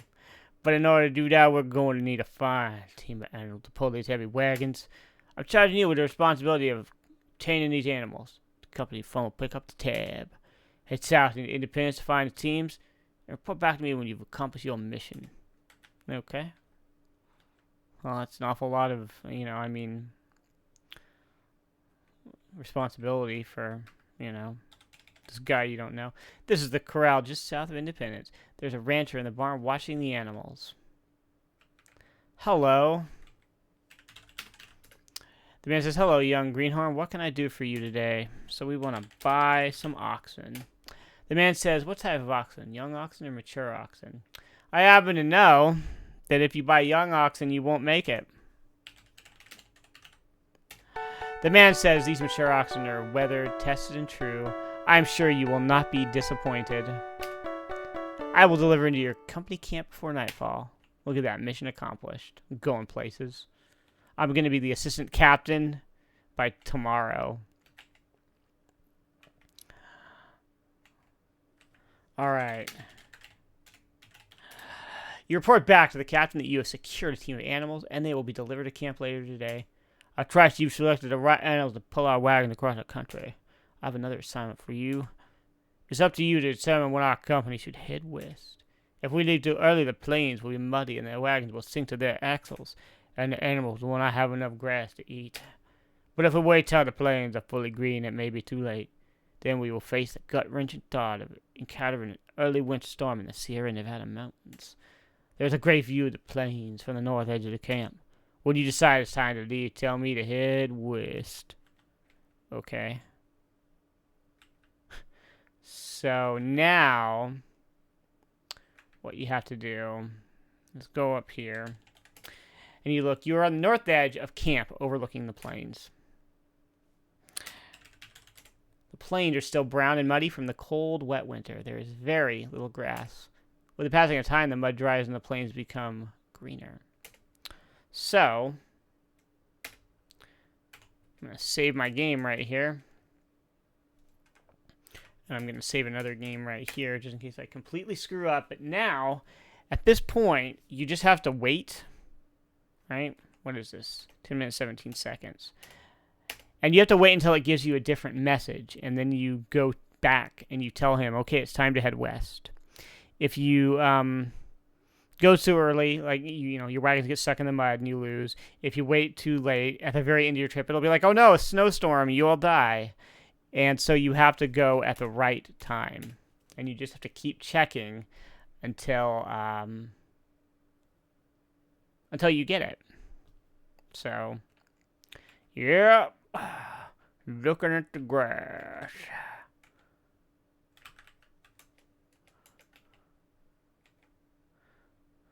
We gotta go back and tell the Dutch it's a good time to go rob the bank out there in Strawberry. Gotta get us some gold. Yes, sirree, gold.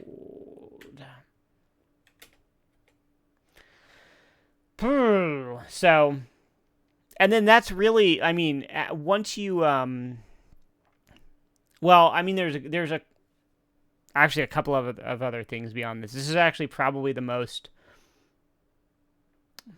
arguably the most complicated of the three paths, because there's a couple of things you have to do later that if you don't do them exactly right, you'll die. But yeah, so this is the this takes the longest of the three routes, and the longer you take, once you get to California and there's people like panning for gold, there'll be more of them around the longer you take. So like the Panama route is the best route in terms of having the it's the most convenient route in the end. And that's once we get back to once we get out to back to Sacramento, and this, I'll restore the game that continues on from there, from the Panama route. Your keen eye has noticed the plains are growing greener, the mud is beginning to dry. Okay, now that is the message that we get that we're, whoops. And now we want to head west. Captain Buddy bellows, okay, man, Scout Jerrod. Tell me it's time to bar camp and head west. Let's hit him up and move him out. Now we're going to suppress messages because, God, they're annoying. And this is a point where, like,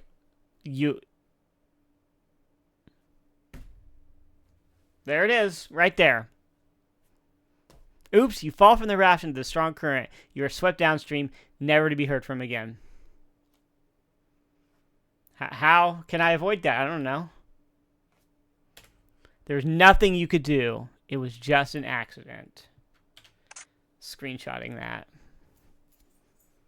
That might be useful in the future. Swift current has ended your dreams of fortune.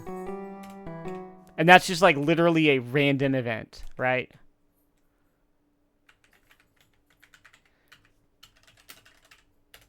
All right.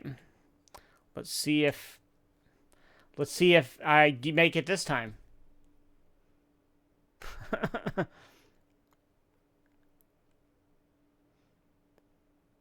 Oh, look, I made it. Right. So it's just dumb. It's so dumb. The random deaths of this game. Whoops, it's just an accident. Game over.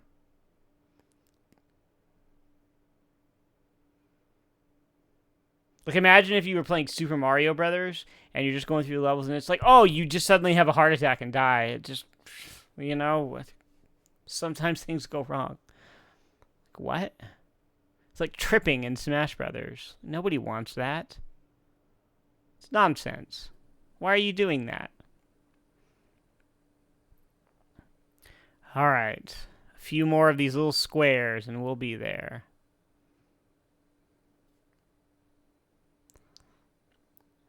It is now obvious that many wagons on the trail are still extremely overloaded, and they have been abandoning all unnecessary items in mass quantities.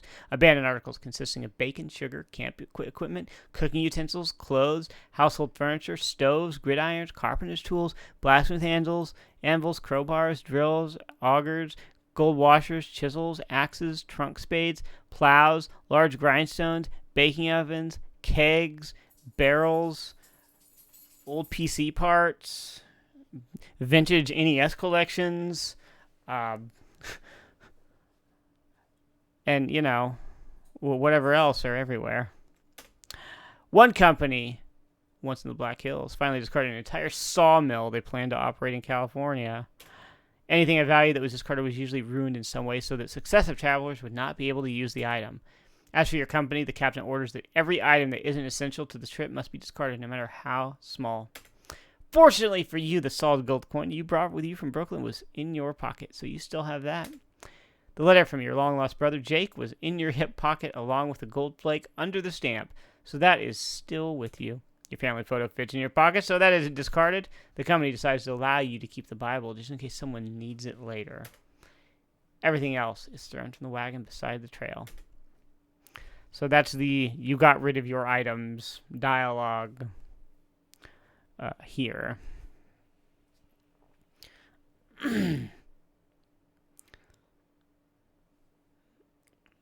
All right. So yeah, every path has the dude that gives you the Bible, and it has the you empty your pockets bit. The captain bellows a command, and the animal team comes to a halt. You're at the top of a steep hill overlooking the Green River. The animals are uncontrollably thirsty. If you don't do something soon, they will pull the wagon down the hill and it will be destroyed. Well, I don't really care. Dumb idiot. Stupid cows. I'm leaving.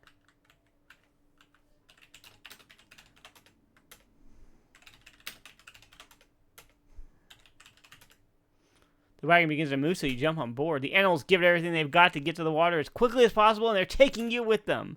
Ah, death and destruction. Ah, it's no easy chore maneuvering down these steep grades. Okay, so what you have to actually do is unhitch team. That's a brilliant idea. As thirsty as those animals are, they would have pulled the wagon along with everyone inside over the edge of this steep hill. And then you're responsible for saving the animal team, the wagon, and the lives of your fellow company members. You are to be commended, you great American hero. Whoops. While the animals are getting water, you put the chains through the wagon wheels to keep the wheels from turning, which if you don't, it results in the same crash, death as you just saw.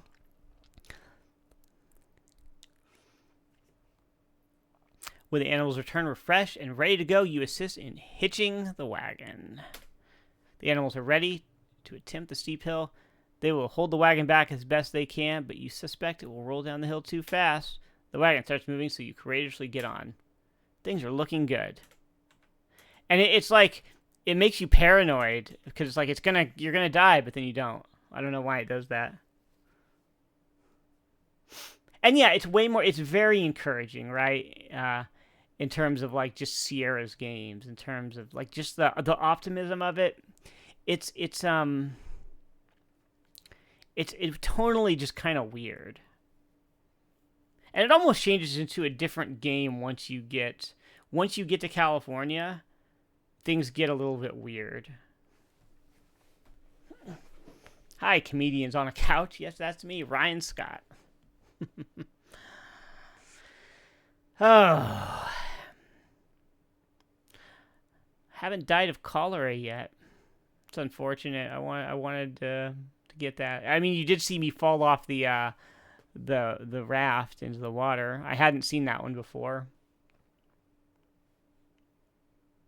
And I gotta say, like, of the Oregon Trail, that game absolutely captured my heart and mind way more than this did at the time when we had both of these games at my school. All right, here we go. You're suffering from severe thirst and starvation. Life as you know it is nearly over. Unless you do something quick. All right. And I'm going to just save my game here. And I don't know why, but it changes the speed when you get to this scene. How long does it take me to die? How long does this take? And why is my coat black from the front? That's weird. Thank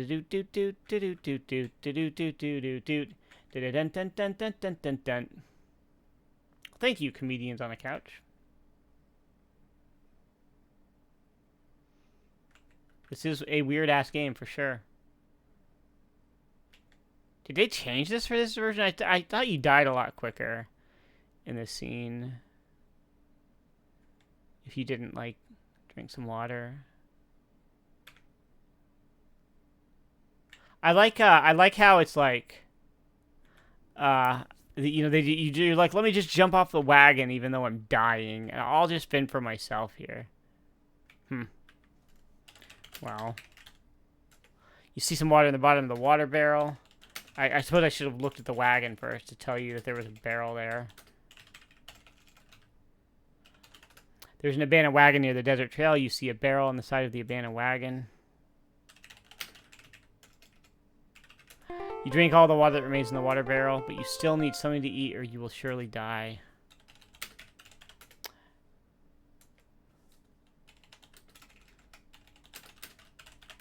Let's see. You find some discarded meat. Oops. Eat meat. The meat looks repulsive, but you're so hungry you eat every bite. Now you must try to catch up with your company wagon. Alright. Everything's okay now. You're on your way again.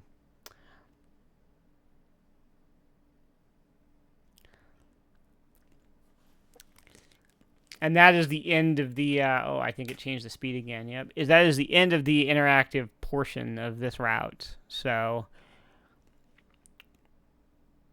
Yep, you have 95, right on track. And here we are at Sutter's Fort. And I'm actually going to restore my Sutter's Fort game from the Panama route. And, yeah, here we go. Sutter's Fort is very complicated. I'm going to just... go engage with as few screens as possible, because there are a lot of empty screens that are just not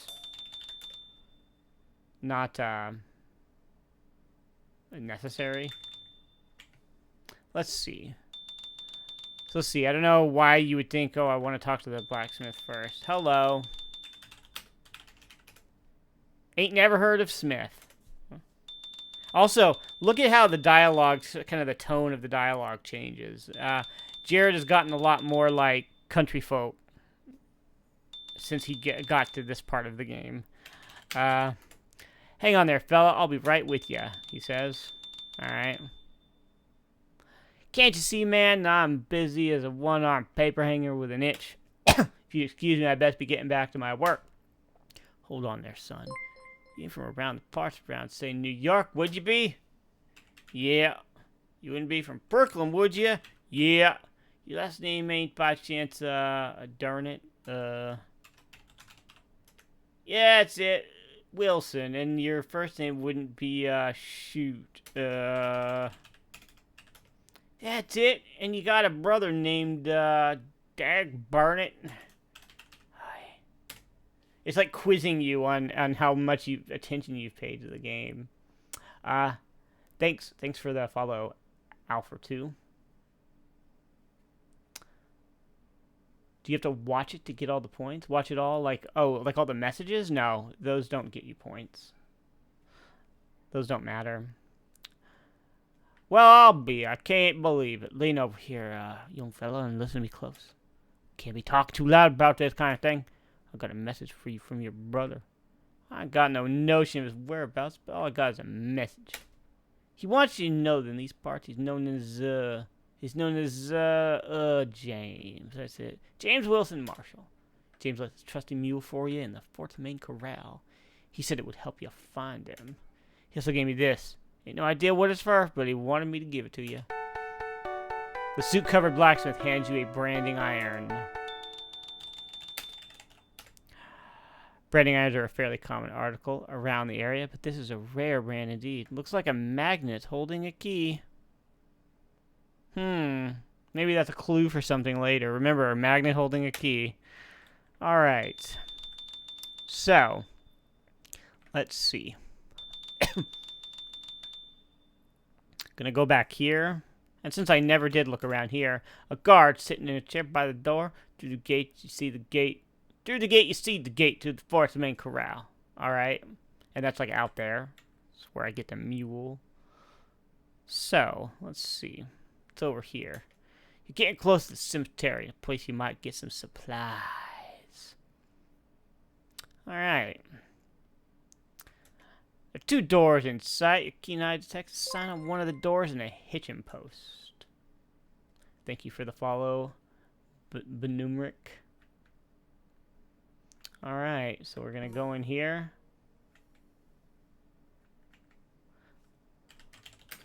Oh, what's this guy have to say?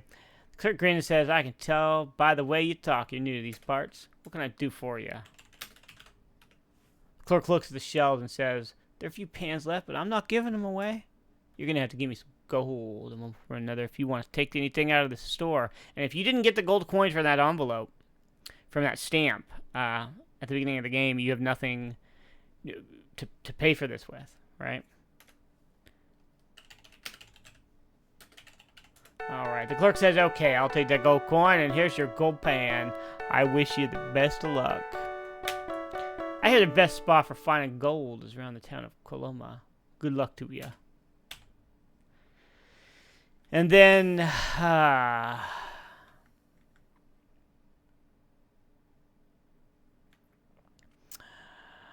what's here? Through this gate you see the fort cemetery. Is this game my dad's origin story? Nah. My dad's way cooler than this guy. Alright, now, what happens here, I have a pan, right? So I go east on this map. And now it tells me I am X miles from Sutter's Fort. Okay. I'm going to just speed up the game so I can... Whoops. You can see that it kind of randomizes the screens, right? So you want to go out quite a ways here. 10 screens or more, I think. And here we go. And then what you do, you go into the river and you pan for gold. And this is what you do. Right. And you just do this. You notice I have 104 points. Okay? That's what I got here.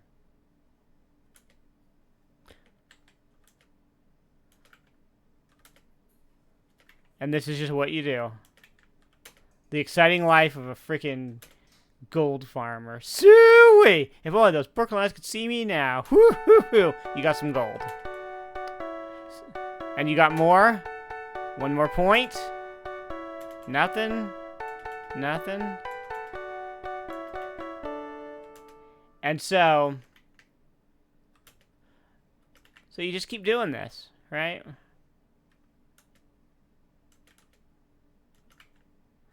And every time you pan for gold successfully along these screens, along this river, you get 1 point. Okay? And you can gain a max of 50 points. Okay?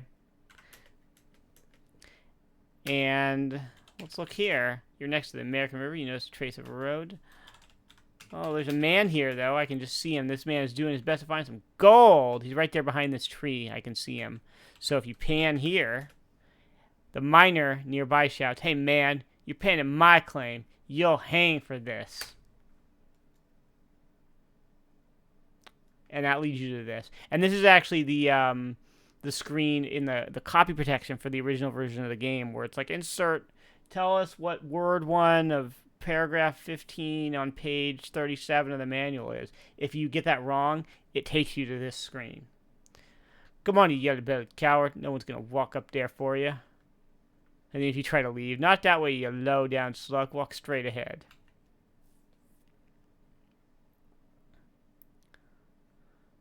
Do you got any last words?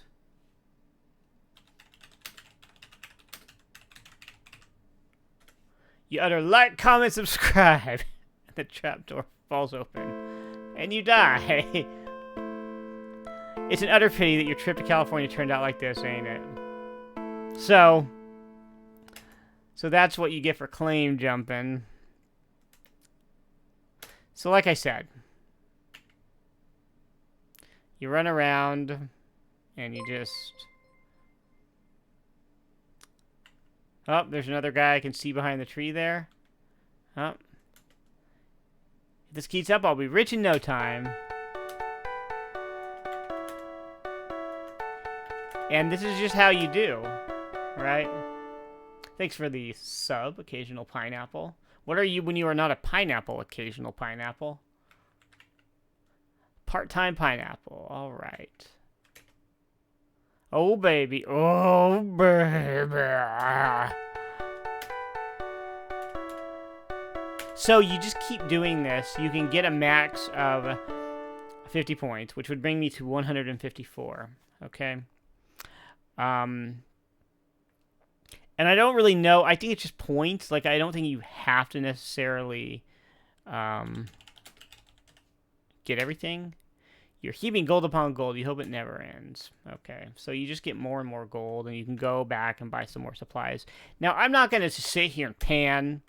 I have a good, successful gold farming biz. I could sell all this on eBay. I'm going to restore my game back to here, where I have 154 points. And I did all this when I was prepping for the game.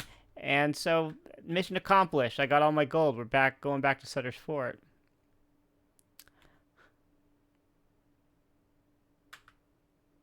All right, and now we or although actually, you know what? Before I do that, whoops. Oh no, hold on. No, I wanna do this one. Let me change the speed again. I want to show you what happens because you can get robbed, right?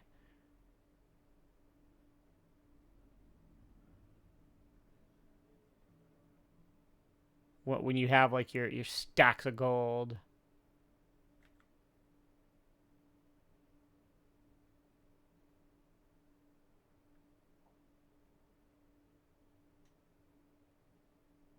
I wonder how far you can go down here. I wonder if it'll be like, oh, screen 255, and then like the game crashes. It's like, uh oh, you've entered the evil freaking forest from King's Quest 4. Now the trees are going to eat you. Spoiler for a few episodes from now. Come on. Aren't these guys going to rob me?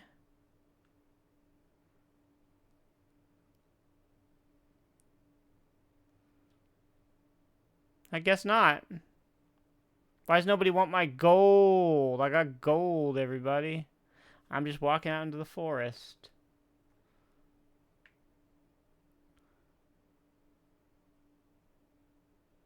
Yep, here we are. Okay, well, I guess it's not going to let me. Okay, well, you can get robbed and then they shoot you and kill you and, you know, game over. Where's your wagon? I don't have a wagon. All right, now we go back in here, and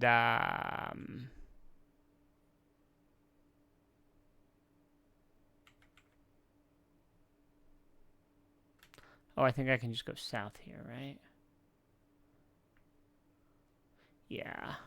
And now, with all my riches, I can, I can have a really successful gold mining enterprise.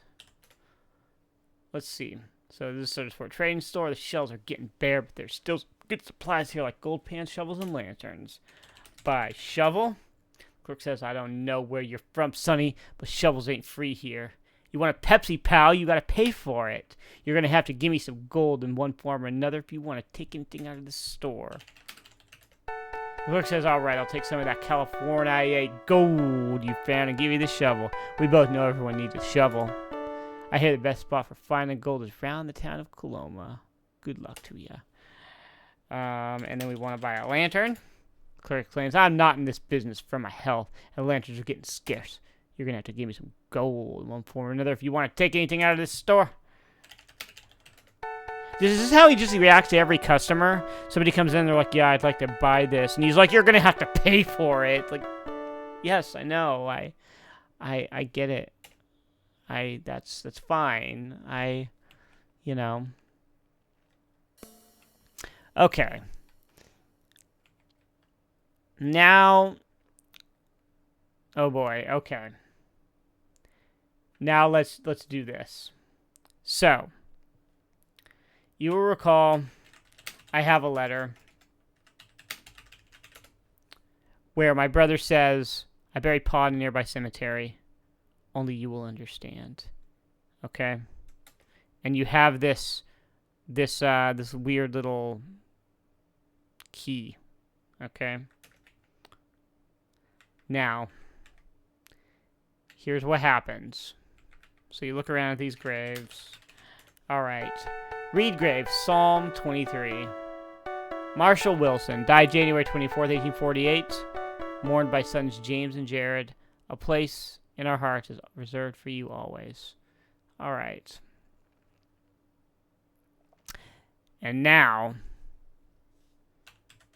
you're supposed to know, you're supposed to read the psalm, which it's going to give me like a screwed up screen here. It's, the Lord is my shepherd, I shall not want, and so on and so forth. Okay, so that gives you like some clues, and now everything's all screwed up. Let's read the, let's read the grave. Okay, now you're supposed to use the letter. You must be a genius. You must be, because I don't know how you figured it out without a walkthrough. You take the letter from your long-lost brother out of your pocket and hold it up to the tombstone. And then you have to line it up here. Okay. Hold it right there. You take note of the few clues left by James. A cannon with a big wheel. Psalm 23 is important. Through the holes in the letter, you see these characters. R2100M. Below the letter, you read, reserved for you always. Well. And that's your clue to get to where you need to get to.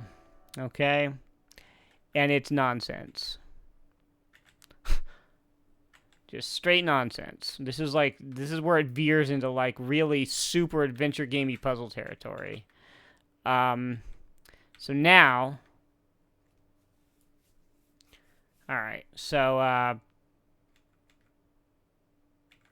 so we want to go here to the main fort entrance, right? And then I want to go to the east because I need to buy a mule because the other kind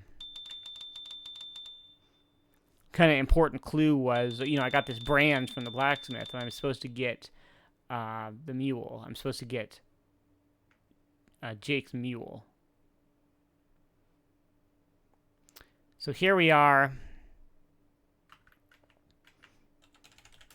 There's a man watching over the mules. If you're looking for a mule, this is the only place in the fort to buy one. It's gonna cost you but gold. Get your hand on one of these beauties, says the man. Alright, I'll just take a little of that gold you got there and give you a mule. Come on, get out of here, you lazy good for another mule. Alright. So now, you grab hold of the rope around the neck of the docile mule and take it away. It willingly follows you. Alright. So I'm just going to save my game again right there. And now we want to take him over to the blacksmith and brand him. Remember with, whoops, oh, I should look iron. So that's my branding iron, right? Okay. So we want to heat the iron. You put the branding iron into the depths of the coals. It comes out glowing red. Hey, hey, hey, hey, hey, hey, whoa, whoa, whoa, whoa, whoa, whoa, whoa. And my mule ran away. Okay, well, that's great. That's fantastic. Okay, you stupid mule. And that's something that you have to worry about when, especially later on, is your mule running away. Okay. Let's maybe not run away this time. Okay, let's go up here. Alright, no, no. Alright, put the branding iron in the depths of the coals, it comes out glowing red. You take the red-hot iron and place it firmly on the mule's left rear haunch. It sizzles and stinks, but the mule takes it on all fours. Jesus. It's just awful. Alright, come on. Come on, mule. And now, the slow, lazy, and awkward mule serves a special purpose. Okay. Thanks for hanging out, Joshua. Alright, so that's the brand. Now that we have the mule,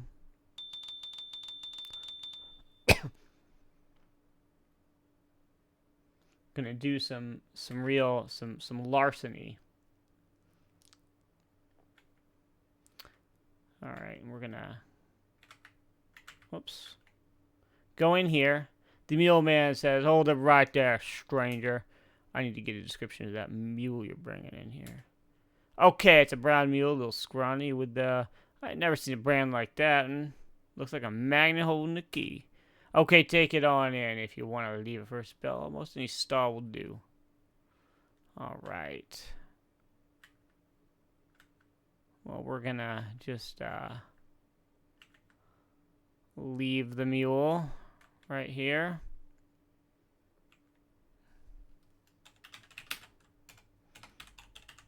Alright, you let go of the rope you've been holding on to and leave that lazy old mule behind. Now, this trusty, high-spirited, and stubborn mule bears a special brand. Okay, well, that was fast. So, what you have to do is look at all the mules in this stable, and you'll find one with the same brand as your mule, the brand that Jake left for you. And so you know, aha, that is his mule, and he wants me to take that. You grab the piece of rope hanging around the mule's neck, and it begins to follow you. And just to make sure, oops, no, wait, hold on. Did I screw up? No. Oh, I screwed up. Oh, man. Ugh. No, I gotta find it again. I don't even know where it went. What a stupid game. Alright. Alright. It's that one. Alright. I got it. Got the right one. So usually you have to just search until you find them, and then, you know, just to make sure again. Yeah, okay. So now we're going to leave. The mule man stands and says, "Let me take a look at that mule you got there. Well, it's brown and skinny, and it's got that same strange brand on it. But what's this? What are you trying to pull over on me here? Oops, my mistake. It sure looks like the mule you brought in here. See you later." So, I have successfully committed theft, basically. At least as far as this guy's concerned, right? So, now,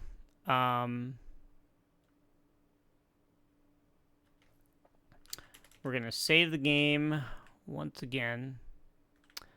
And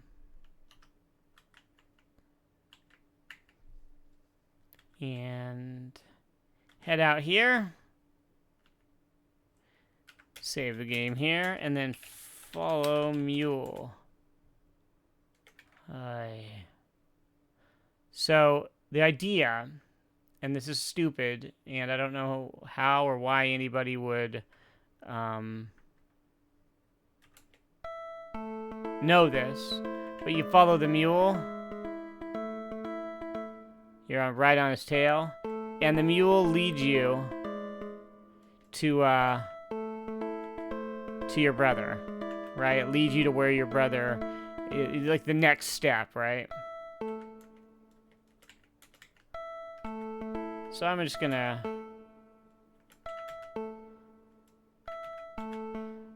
increase the speed here. Oh no, he's gone. Well, guess what? That's okay, because I have a save game to skip all this because it's nonsense. So when you follow the mule, you get to a village, you get to a city, and this hotel called Green Pastures, and you tie the mule up, right? And he's tied up, and you want to go into this hotel. This is where the mule leads you, right? Into this city. So we go into this hotel, Green Pastures, and now we want to talk to this guy. The man says, "Howdy, what can I do for you?" And you're like, "Oh, well, I'm going to book a room." Rent room? This town's full and there ain't no room in the hotel. The only way to get a room is to have one reserved for you. Do you have a room reserved? And you say, yes.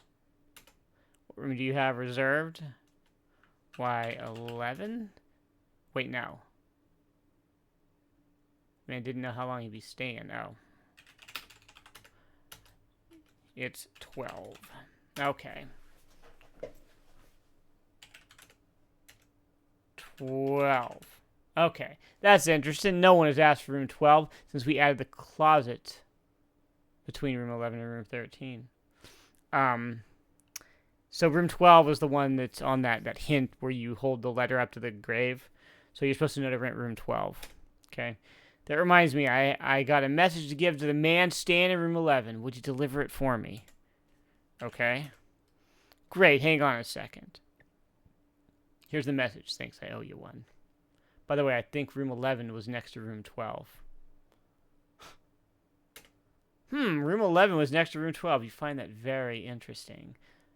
That's so weird. Oh, 11's next to 12. Huh. How odd. And there's 12, apparently, but you can't get in right there. And there's no... How would you get in? Who knows? Can I read the message? The message is written on a folded piece of paper with only one word visible on the outside. Confidential. Okay. Knock, knock, knock. Sounds like someone's coming to the door. Yeah, what do you want? You give the message to the man. The man, somewhat surprised that you are bringing him a message, takes it and begins to read it. The man's face drops in some kind of emotion. He looks up from the message and says, I gotta go. You're in my way. Alright. So now he just leaves the door open and lets you in his room, because, you know, that's how that goes. Let's see. This is a clean and tidy hotel room. It has everything a normal hotel room has and a fireplace. But you never know when the man might return.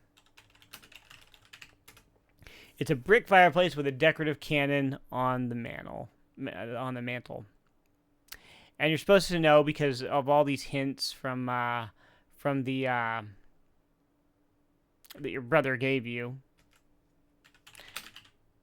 that you turn the cannon wheel. The cannon wheel is difficult to turn, but as you continue to turn the wheel, you realize that an ingeniously designed mechanism is raising the back wall of the fireplace. Aha, a secret passage. You might get covered with soot, but you climb into the fireplace. So, Here we have the room that was reserved, apparently, by Jake. Because he knew you would wind up coming here. You are now in the Elusive Room 12, which is, as you can see from the bottom of the screen, inaccessible. I don't know why that guy rented it to me. You see a wall has been built where the door was, creating a small closet. There's a table on the floor, a fireplace, and a bird cage. And I guess you should know what's over here on the floor. You notice some string lying on the hardwood floor. Oh, well. I snatched the string off the dusty floor.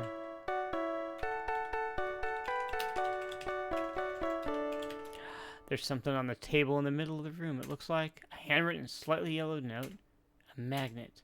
And that's about it. Well, I'm going to take that magnet. You get the horseshoe-shaped magnet off the table. You grab the note, eager to see what it might say.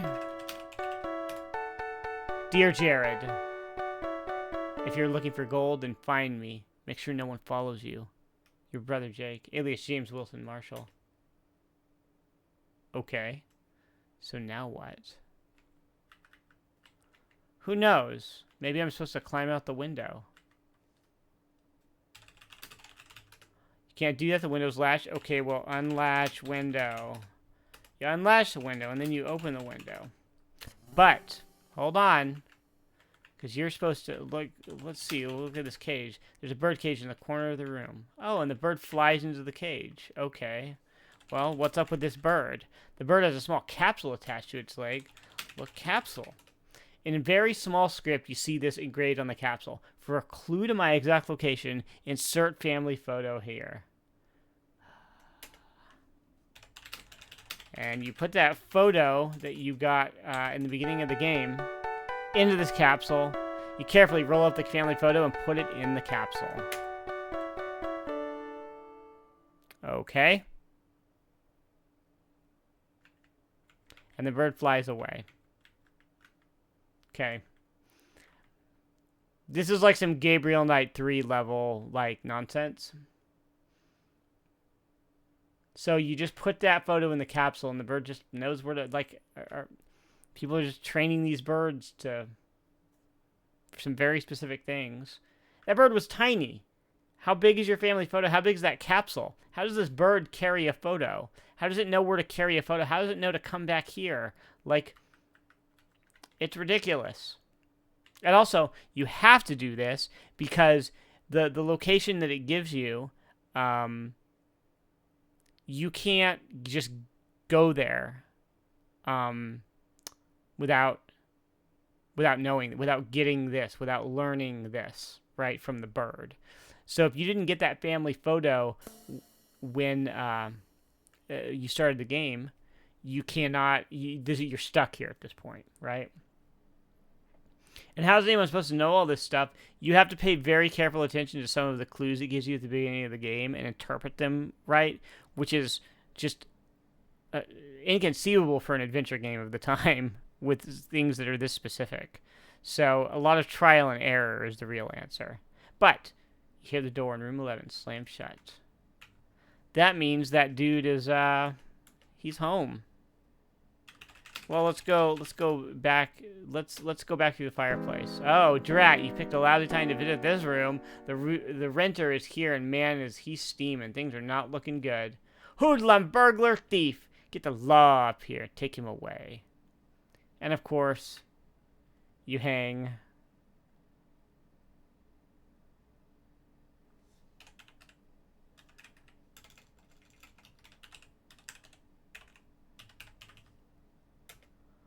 And, you know, you die.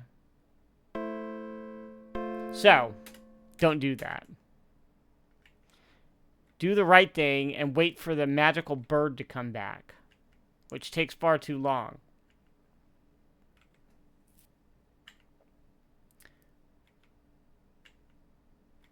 I mean, at this point, a player would probably be like, what the hell am I supposed to do? Am I supposed to sleep? Oh, you never strike it rich if you do that. No. Sleep when I'm dead. Okay. Well, what's in the capsule now? There's an aerogram in the capsule. Take aerogram. without getting your hand packed up too badly, you get the airgram out of the capsule. As trusty as my mule may be, just follow him and he'll lead you to me. Alright. Oh, could I have skipped the whole town thing by just following the mule? Because the town is actually, you just keep going east and you get to the town, right? When you follow the mule takes you to his cabin, okay? So maybe I could have skipped this part, in this whole bit in the hotel if I'd known. Actually, no, because there's items you need in the hotel. You can't just, like that magnet and string, you have to finish the game. But you have to, like, the mule will lead you to him, and it's really stupid. Okay. I sound like Wheezy from Toy Story, jeez. Well, thanks for joining me, Comedians on a Couch. You go to sleep. It's 2 a.m. there, jeez. Alright. Now we have to climb out the window. Whoops. It's a tight fit, but you managed to crawl through the window. This is my favorite part. There's a ledge on the side of the hotel under the upstairs windows. Alright, here. Let me save the game real quick. Look, you can jump off and die, right? That's funny. Can I maybe go this way? I don't know. Oh, I can. Oh, look at this. I can just go around this way. But if somebody sees you, they'll just push you off the window. That's a totally reasonable reaction, right? This man will push you if he catches you walking past his window. It's so dumb. People are just like, oh, I see a guy, just push him. That makes perfect sense. So what you gotta do is go back downstairs. And then, thank you for the follow, Speak Geeky. Alright, you untie the mule. And then, you, oh,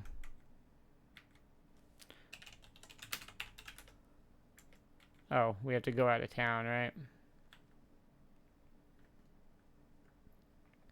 And then you follow the mule.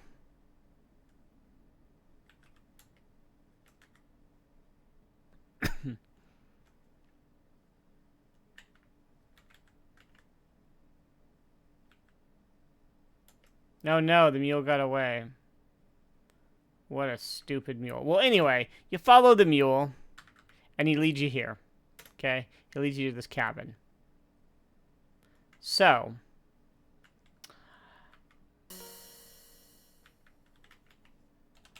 look around. There's the inside of your brother's cabin. It's tidy but dusty. You must not spend much time here. There's a table on the floor in the corner. Well, let's look at the table. The only thing of interest on the table is a book of matches. Take matches. You get the matches from the table. And then we have to, this part's really just randomly annoying, where you have to, like, there's, like, a really specific path here. There we go, see? And you have to sort of, like, zigzag over here to get to the outhouse. And it's really stupid, and it's actually kind of hard to find it. It's, like, basically invisible if you don't know it's there. And I don't know why they would do that. So, oh boy. This is just a normal outhouse, at least it appears to be. Actually, hold on. Let me go outside and look around, because you got to see this. At long last, you finally arrived. This is James's cabin. Okay. Anyway. It's difficult to see anything from down here. It's dark down there. Well, guess what you have to do? Enter the hole in the freaking outhouse. Do I really have to do this? Well, yes. Gulp. And then here you are. You've just jumped down an outhouse into a secret mine. That makes perfect sense, right? And then we save the game here. You like the lantern? And we gotta go, exploring. Now, okay. This is super dumb, okay? The door has a double lock on it. You don't have a key that'll fit these locks. Oh, this door is immensely huge and the sturdiest door you've ever seen in your entire life. There's an interesting hole in the door shown here. This door has a heavy-duty double lock system to keep out unwanted intruders. Okay. It's a fancy mine. You can barely see under the door. Any key to return to the gold mine. Okay.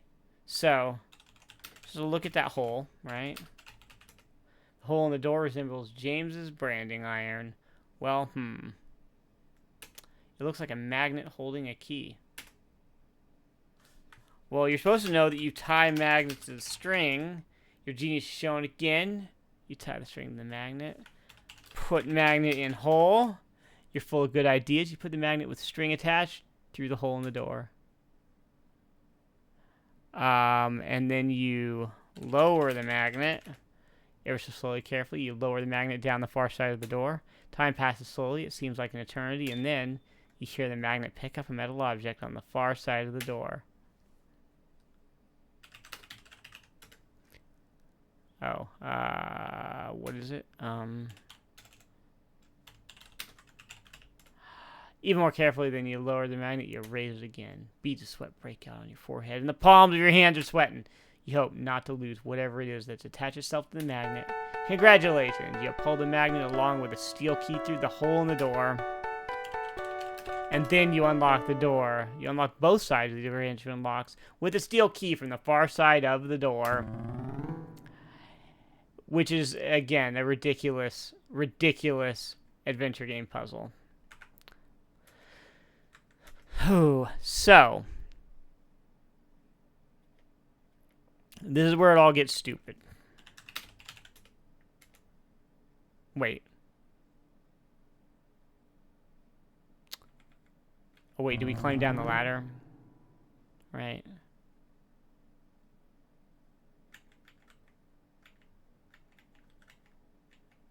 Is it,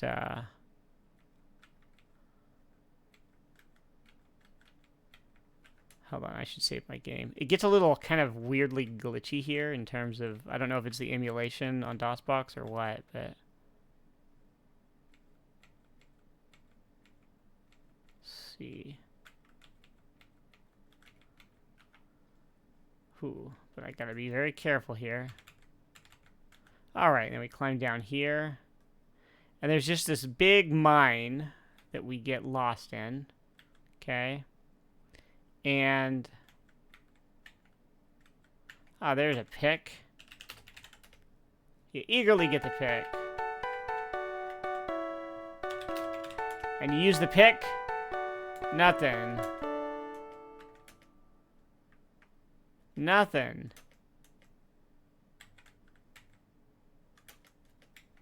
Let's see, let's climb up this ladder. And so you use this pick, and you know, you're looking for gold. So there's some gold right there.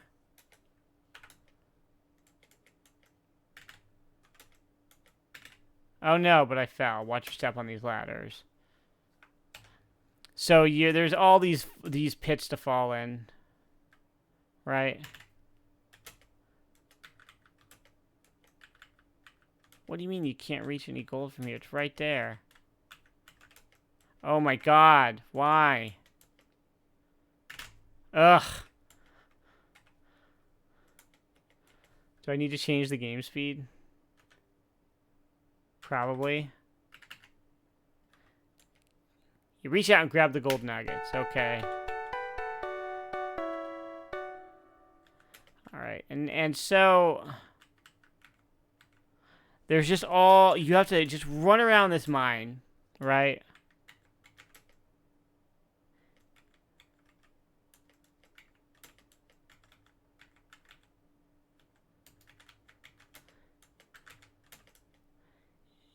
And you just keep picking for gold.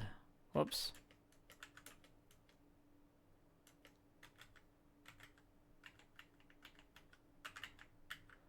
And of course, there's holes you can fall in all over the place, right? And so, basically, you're running around this mine, and you're picking. You're just randomly picking and being like, "Where's gold? Where's gold?"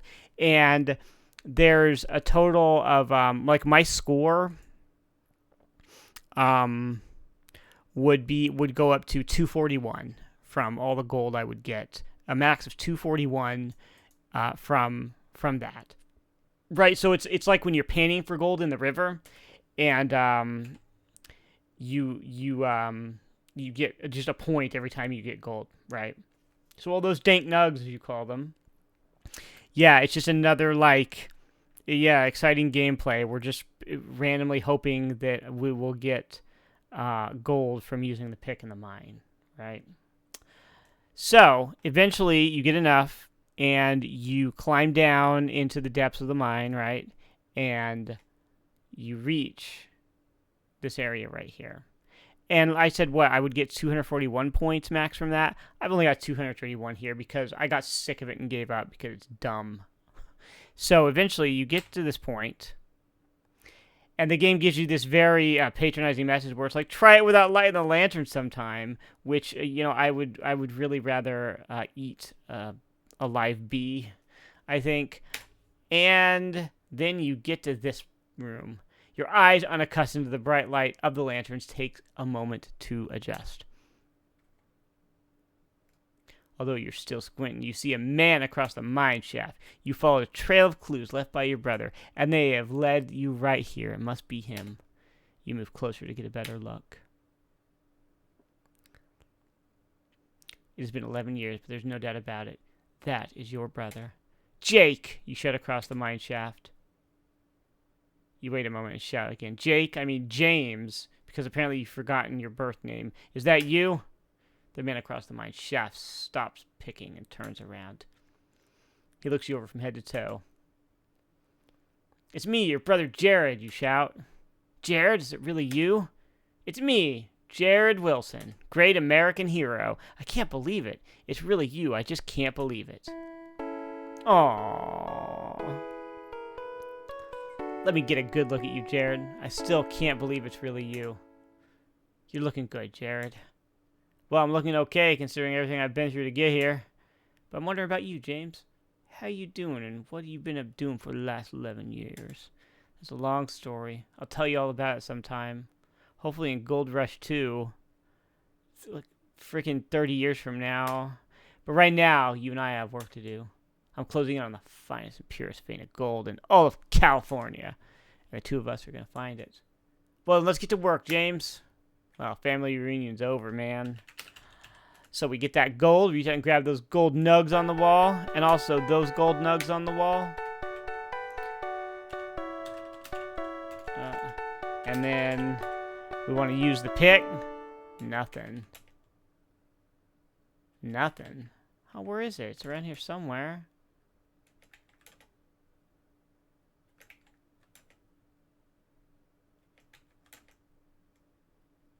So you eventually get to the point where you... Ah, there we go. And it's gold. We get the gold. Oh. You use the pick again. Gold.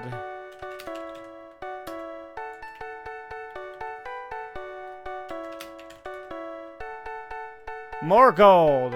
You struck gold. Gold. Alright. Whew. Exciting gameplay, everybody. Alright. Hey, James, look at this. James says, that looks strange. I wonder what's going on here. Keep on going, Jerrod. It's getting bigger, James. Look. I see it, brother. Keep on going. Oh my, look at that. Keep swinging that pick, Jerrod. It's almost big enough to get through. My heart is pounding, James. What do you think is behind it? I don't know, Jerrod, but my knees are getting weak. With great anticipation, you crawl through the hole into the underground cavern. For a moment, you and James stand in awe of what you have found. The silence is broken only by echoes of the splashing stream winding through the cavern. The light of the lantern reflects a golden glimmer all around you. This must be a dream. Oh, why did it change the speed? Moving all slow now. There we go. All that gold. What we found here is some fool's gold. This is gold! Pure gold! Yeah! Sweet! Your courage, commitment, and perseverance have made your dream come true, infinitely beyond your highest hopes or aspirations. Thank you for playing Gold Rush. And you know, 245 points, that's fine, whatever. I got all the gold, I'm rich. The points, I'll buy the rest of the points. It doesn't matter.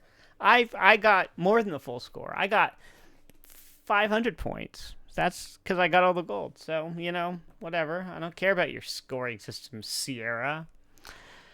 So that's Gold Rush. It's kind of a weird game. Not the best game that Sierra made. It is very impressively detailed, considering that it was made in the AGI engine and came out in 1988. It was one of the last games to use the AGI engine.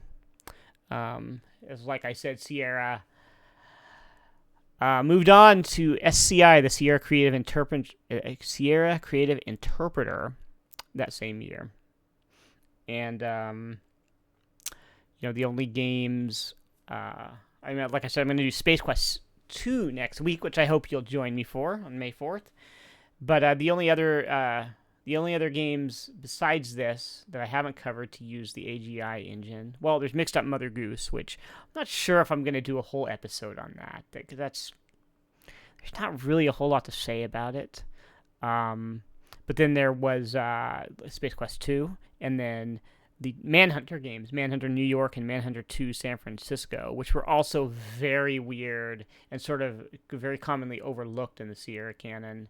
Manhunter 2 was actually the last game to use the AGI engine. And then there was King's Quest 4, which they made 2 versions of, one in each engine.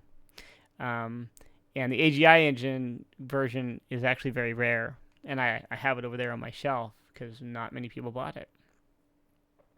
But yeah, Gold Rush, one of the last games of Sierra's like kind of early adventure game era. So that's that. I hope you guys enjoyed this. I hope you learned, I don't know, something. And yeah, I hope you'll join me next week for Space Quest 2. Here, what am I doing? Let me get back here. Any chance of doing any LucasArts adventure games sometime? Maybe. I might just do one for kicks, you know, on one of my other days that I stream. It'll certainly be a while before I run out of Sierra games. I'm guessing I can, if I keep going with this, I think I can probably get at least 75 episodes out of it. I believe. Oh, excuse me. But yeah, LucasArts adventure games, maybe. I got all of them up there on the shelf, all 14 of them in a row. But yeah, I hope you guys enjoyed Gold Rush. I hope you will follow and subscribe to my channel. And if you're watching this on YouTube, follow and subscribe to that as well. And join me here on Twitch, twitch.tv/geekboxing, 3:30 p.m. Pacific time on Saturdays for these live streams of these games. They're lots of fun. You'll learn about some adventure game history. And, you know, you can support me with subscriptions, cheers. There are links to my Patreon and Stream Elements tip jar down below if you enjoy what I do here. I try to do some research and, you know, give you kind of the full story on these games every week. So hopefully that's, you know, It's interesting, if nothing else. You learned something new. And yeah, that's it. That is all for this episode. And I will see you next time with Space Quest 2, Vohal's Revenge. Thanks for watching, and good night.